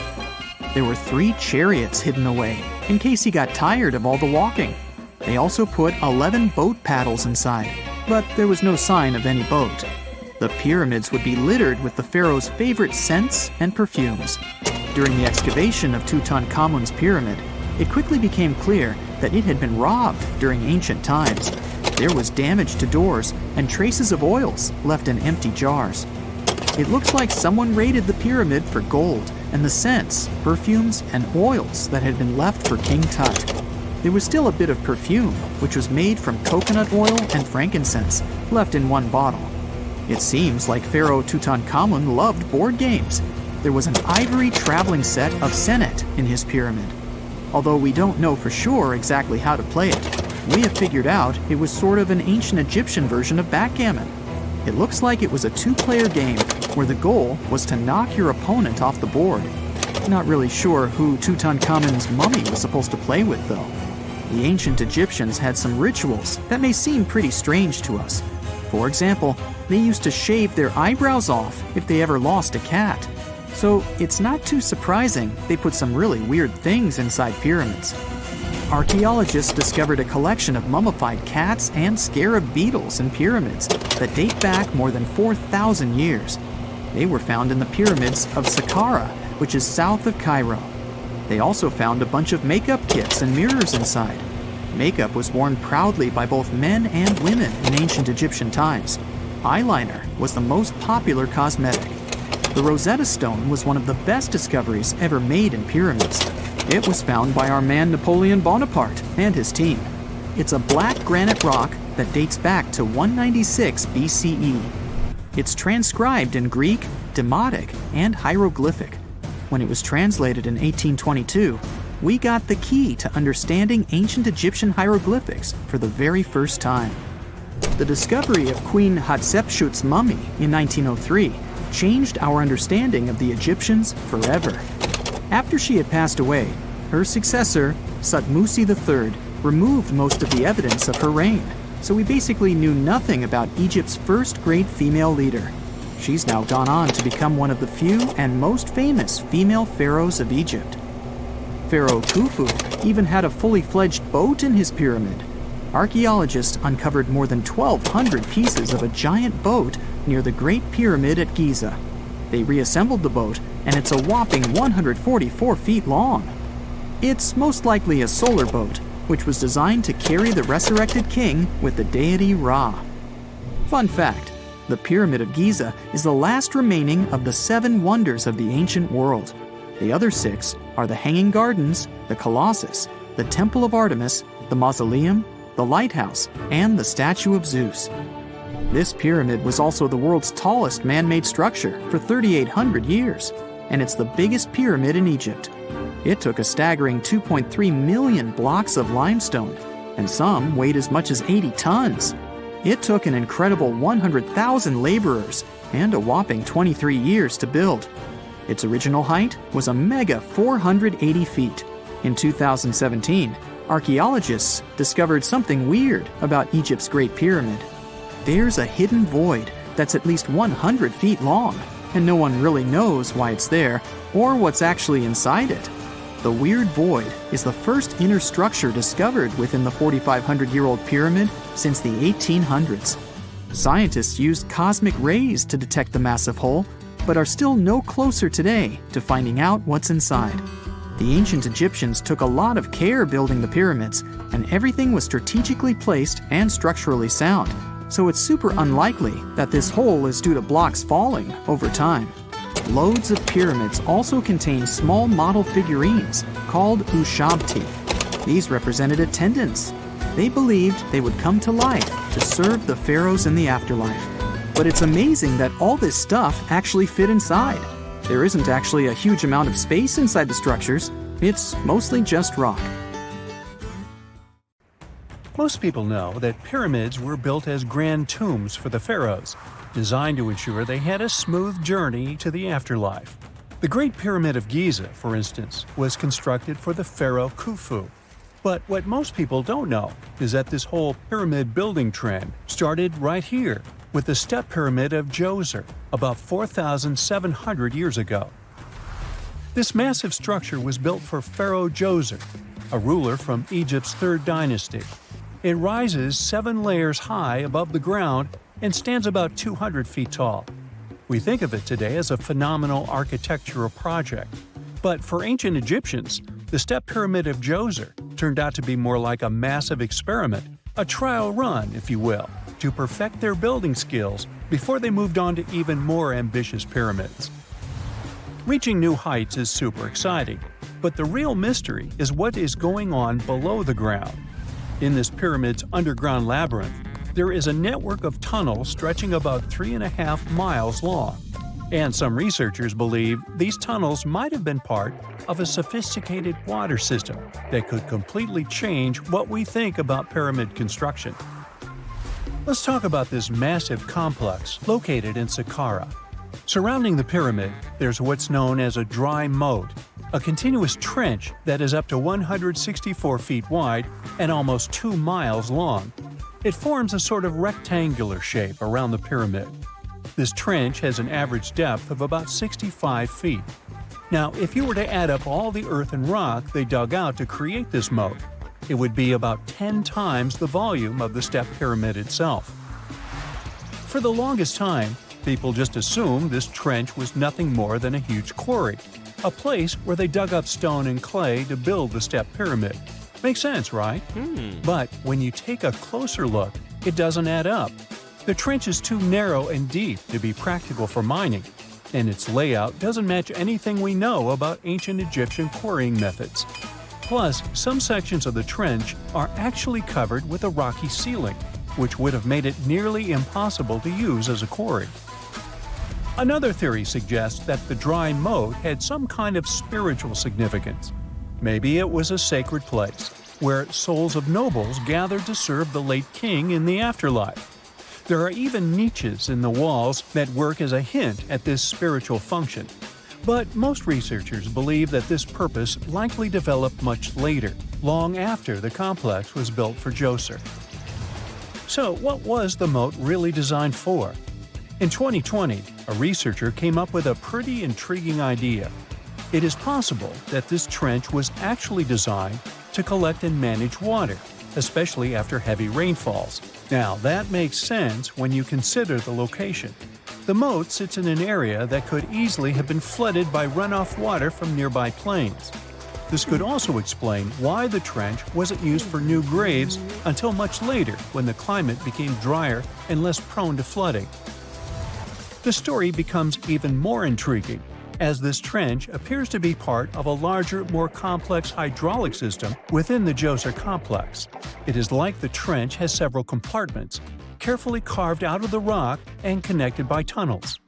These compartments likely served as a part of a water treatment system, where water would flow from one compartment to the next, getting cleaner as it moved along.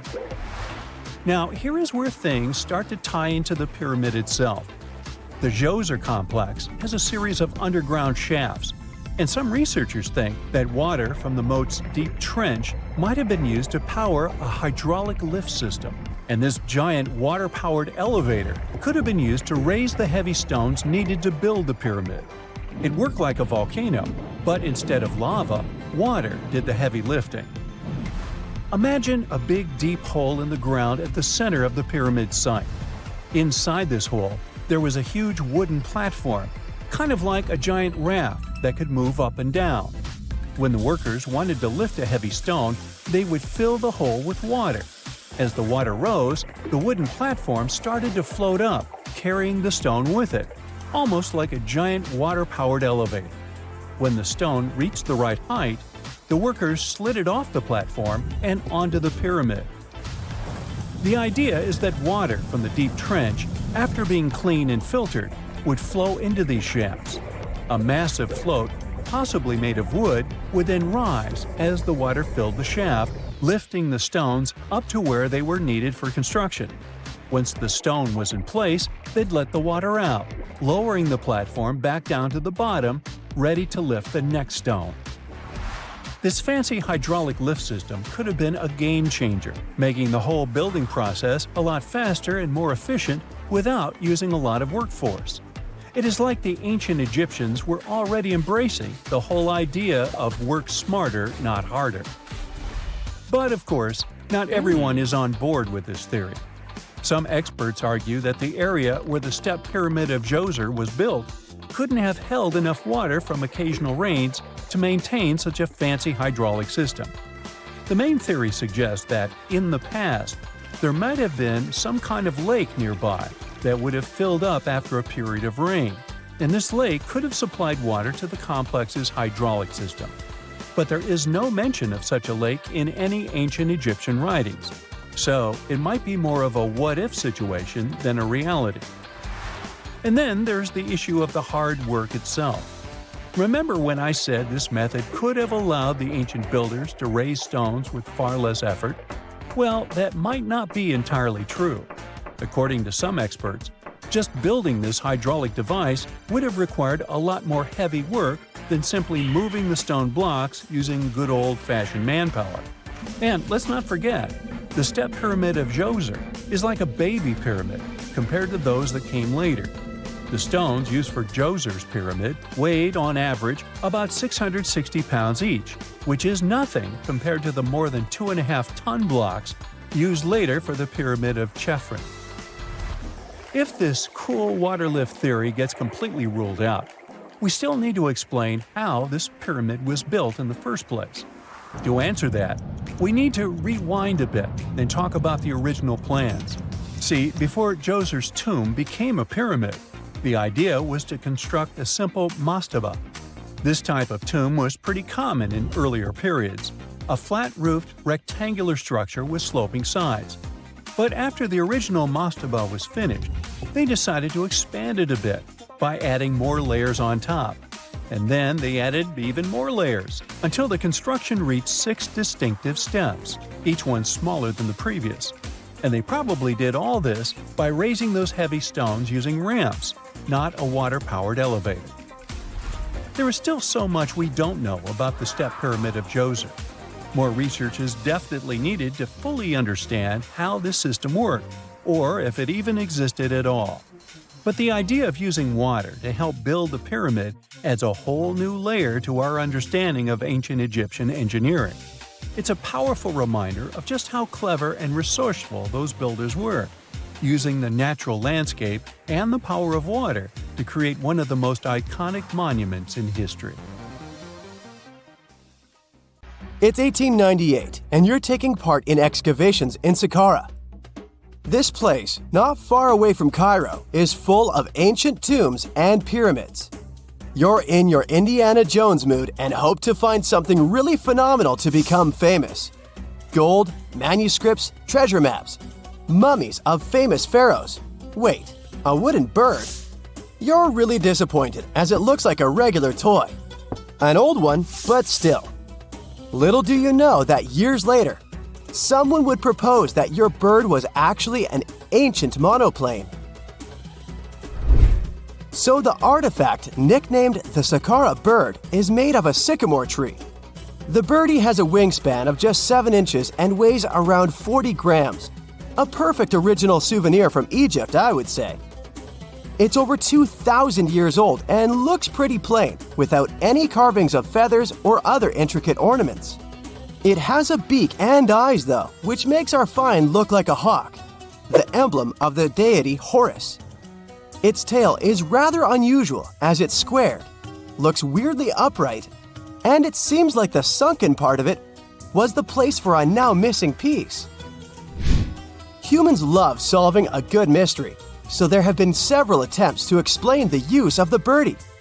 First, quite simply, is that it was a ceremonial object. The second idea is that it was a toy for a child from some well-off family. It could have been some sort of boomerang, which was a popular concept in ancient Egypt. Then there was a theory that the bird had been used as a weather vane. But this one has been debunked as the figure doesn't have any holes or markings, except for the one made at the museum in Cairo to fix the exhibit on a stick. So there was no way to hang it in the past.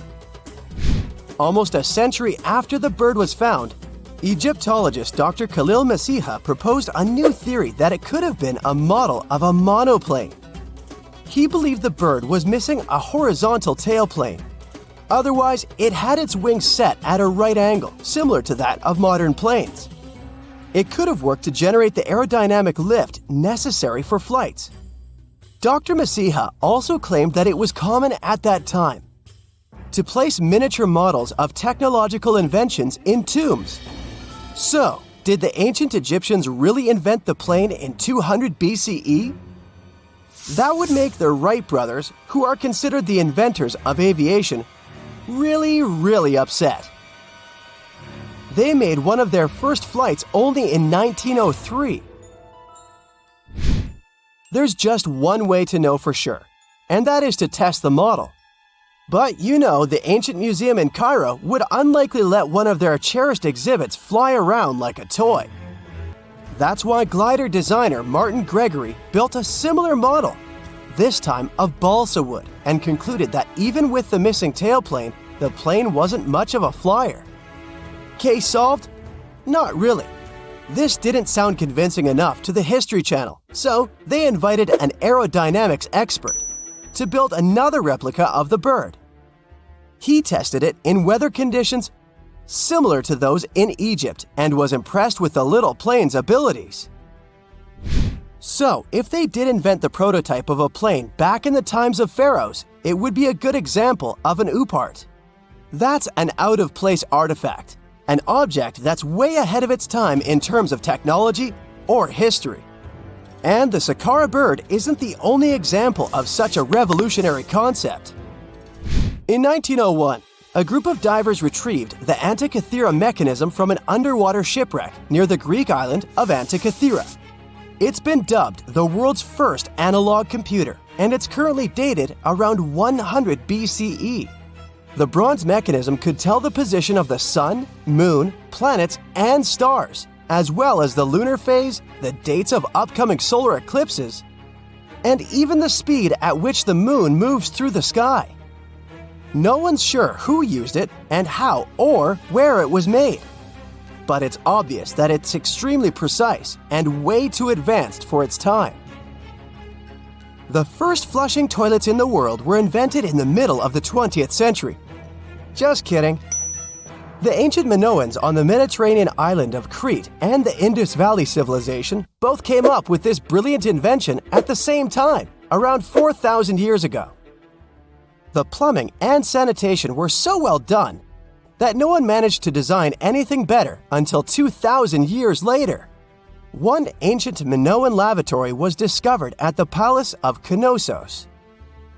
It looks like it had a wooden seat set over a tunnel that directed water from a rooftop reservoir to an underground sewer. Other varieties got water from jugs. Only the super rich people could afford all this glory. So if you wanted to shop for real estate back then, the flushing toilet would be a telltale sign you were in the rich neighborhood. Automated doors became a cool, seemingly new invention back in 1931. But the technology behind them is actually much older. Think the 1st century CE old. Mathematician and engineer Heron of Alexandria came up with a hydraulic system to open and close temple doors. To bring it into action, you need to light a fire to produce heat. There was a brass pot under the fire, half filled with water. The inventor connected the brass pot to containers that acted as weights. When the fire was burning, the water moved into the containers. They went down and pulled the ropes. It was nothing like a supermarket door that opens in front of you before you even have time to think. Heron's door took hours to open, and there was no way to stop the process. That's why they only opened the doors once a day before people entered the temple, to add some mysticism at the temple during ceremonies. Spooky. Looks like the first ever battery was invented in Baghdad around 2,000 years ago. A German archaeologist found this oval-shaped clay jar in 1938. Scientists are still not sure what purpose it served and who exactly invented it. There is a theory that it was used for electroplating objects with precious metals. When they filled it with a weak acid like vinegar, the battery produced around 1 volt of electricity. Another theory says it was a vessel for sacred scrolls. Would you like to buy contact lenses designed by Leonardo da Vinci himself? In 1508, he invented a glass lens with a funnel on one side. You were supposed to wear it with water inside to improve your vision. Sounds a bit uncomfortable, doesn't it? So, around a century later, French scientist René Descartes decided to improve the idea and make the cornea contact the future lenses. Contacts because they contact your eyes, get it? The glass tube with liquid did help improve vision, but blinking was sadly impossible. 2.5 centuries later, new technologies in the glass industry let scientists design contacts that would fit in the eye and even let the wearer blink. Thanks, guys! Still, those lenses were made of heavy blown glass and didn't let the eye breathe. About 50 years later, contacts became plastic, lightweight, unbreakable, and scratch-resistant, but still covering the entire eye. And then, in 1948, an English optical technician accidentally sanded down a plastic lens and figured out they'd still be in place even if they covered only the cornea.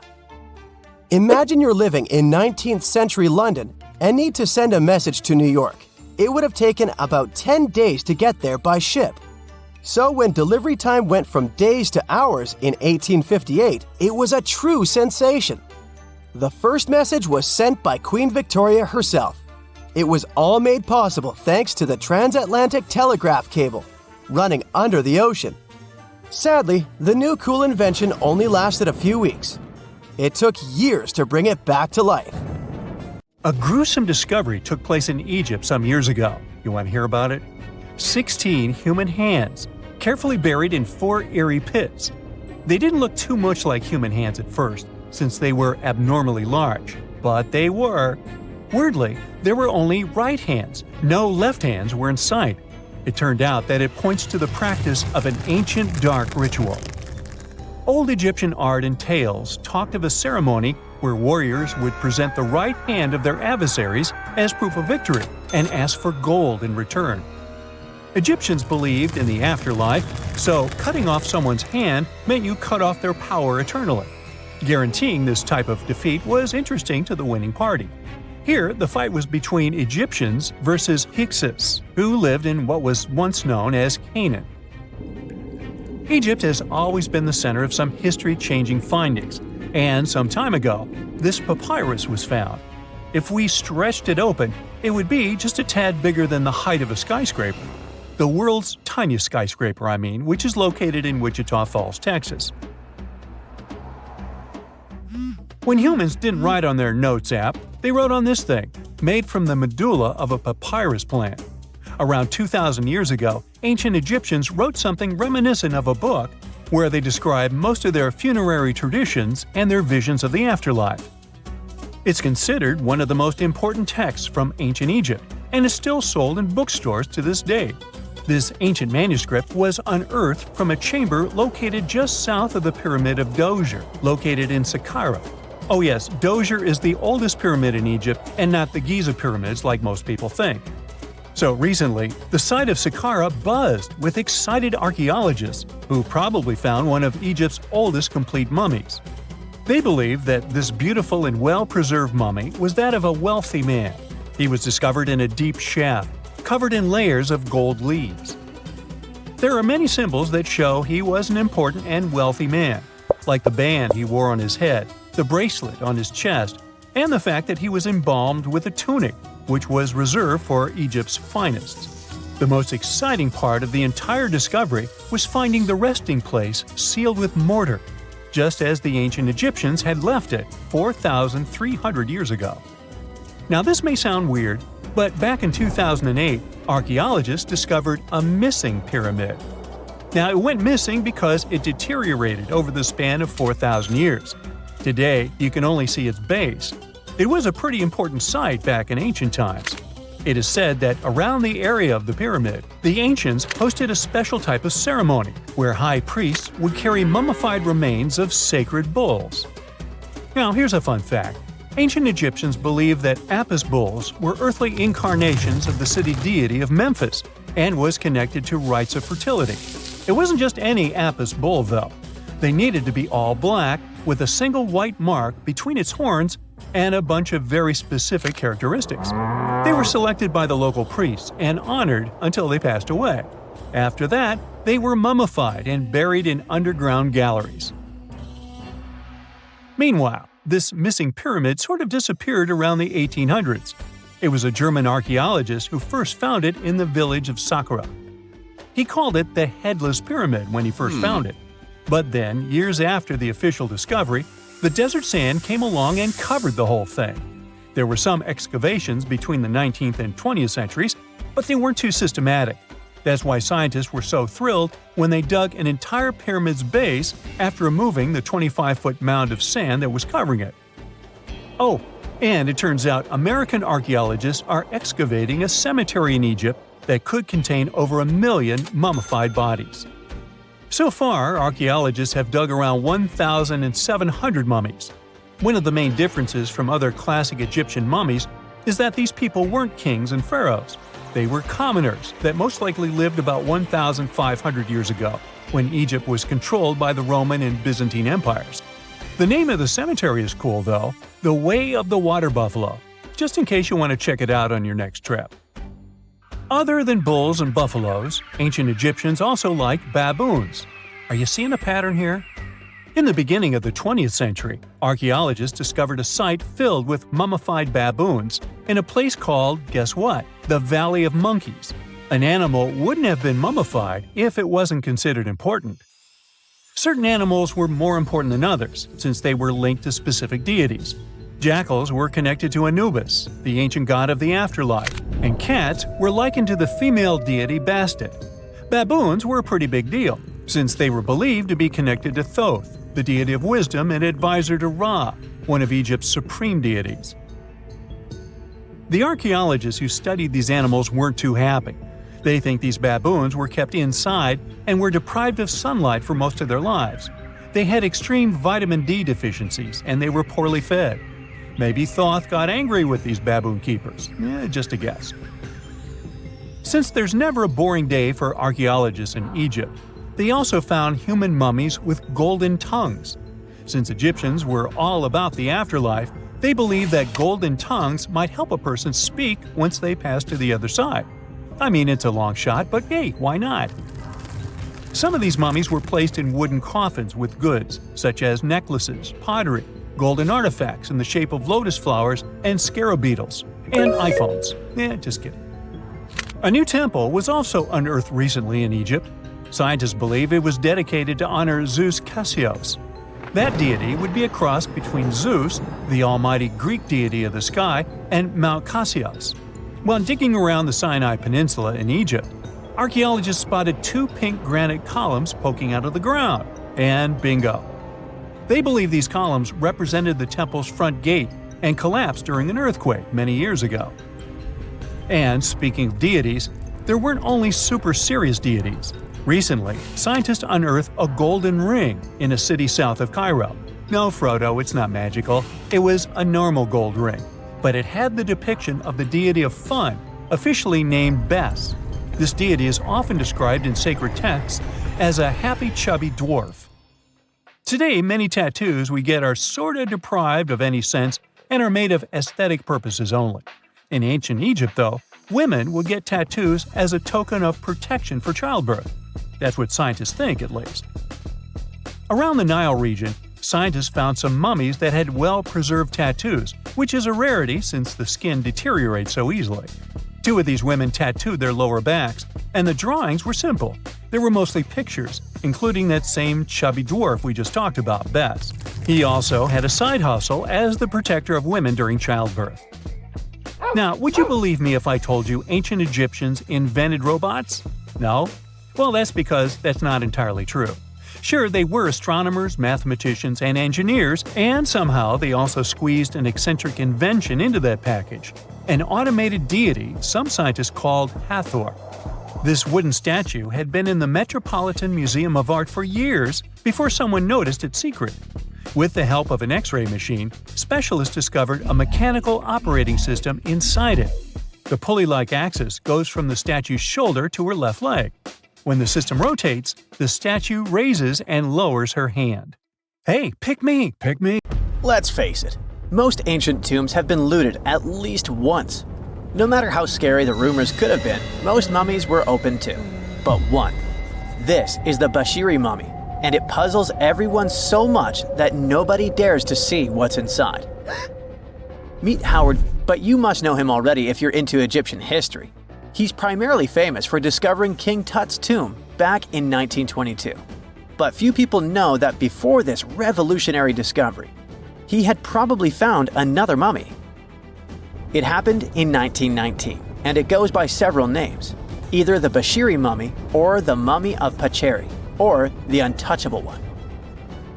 Some reports say that Howard stumbled upon the Bashiri mummy in Luxor's Valley of the Kings, just where he would later find Tut's tomb. Despite this find, not much is known about this particular mummy. The reason why it's still unharmed in any way is not because of some superstitions, but because nobody is sure that they can undo what they do if something goes wrong. The mummy is so intricately wrapped that researchers never unfurled it for fear of irreversible damage. The golden rule of anyone who works with antiquities: if you're not sure you can't make it better or preserve it unchanged, do not touch it. History knows many examples of ancient relics ruined beyond repair. say Ecce Homo, or smiling statue restoration. The delicate fabric that covers the mummy's face has this cool design that kind of looks like a pyramid. The researchers are not 100% sure, but this might be the only one of its kind with that embalming style. But without knowing the ancient technique, it's next to impossible not to ruin the mummy while unwrapping and wrapping it back. Back in the day, people, both experts and looters, would unwrap mummies for all sorts of reasons, mostly to study them. Luckily, these days, we have advanced tech that lets us check out what's inside a sarcophagus without having to unwrap anything. After taking a closer look at the Bashiri mummy, researchers figured out that it belonged to a man who was around 5.5 feet tall and lived during the Ptolemaic era, which makes this mummy roughly 2,300 years old. The Egypt Museum shared that the X-ray scan also uncovered an inscription of the guy's name, but it's a bit tricky to tell if it says Pacheri or Nenu, adding to the intrigue. The museum also pointed out that the fancy casing the mummy is in features all sorts of decorated scenes. You can see the mummy lying on a bed, flanked by deities Isis and Nephthys, along with the 4 sons of Horus.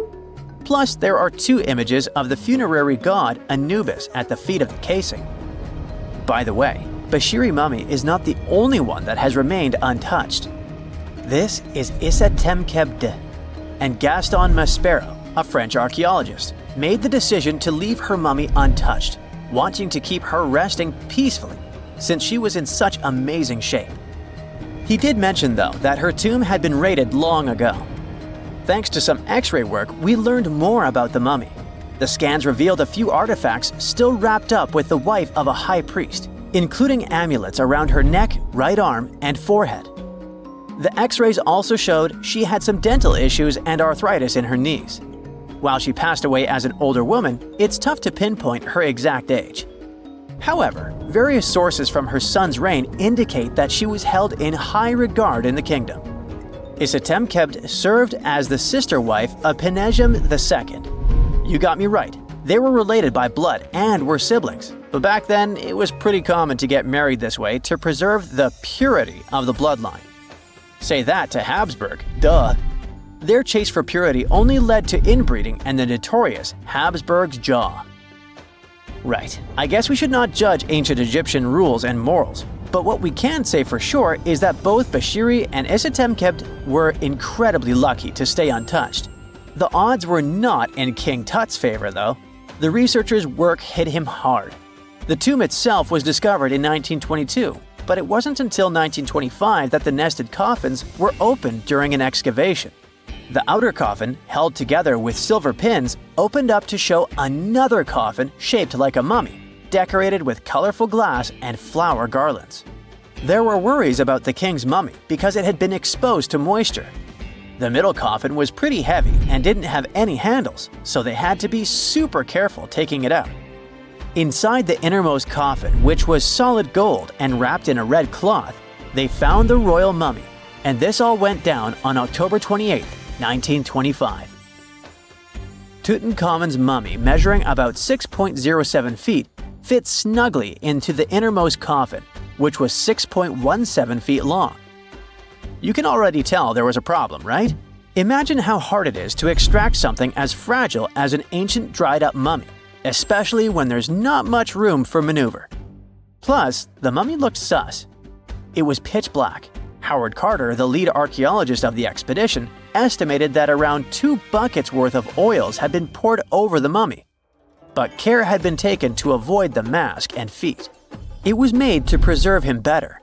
The body was positioned at a slight angle in the coffin, and there was a noticeable difference in the amount of dark oils on the right and left sides, indicating that the coffin might have tilted while being lowered into the sarcophagus. This oil created moisture inside the coffins, and over time, it reacted chemically, which Carter described as a sort of slow, spontaneous combustion, leading to the carbonization of the linen wrappings. Unfortunately, the combination of heat and moisture took a toll on the mummy's trappings as well. The crook and flail fell apart, the resin scarab cracked, and the threads holding the hands and mummy's bands started to decay, making everything quite fragile. Plus, the oils hardened over the years, effectively gluing the mummy and mask to the coffin's bottom. To try and separate the mummy from the inner and middle coffins, they were placed in the sun for several hours, reaching temperatures of 149 degrees Fahrenheit. Despite this effort, the mummy remained stuck, so the initial examination had to be done right where it was. The first part of Tutankhamun's mummy the researchers checked out was his lower legs and feet, meaning they started the examination from the bottom up. As they peeled back the bandages, they uncovered the first of many treasures wrapped up with the king. They took their time to carefully document and photograph everything they found.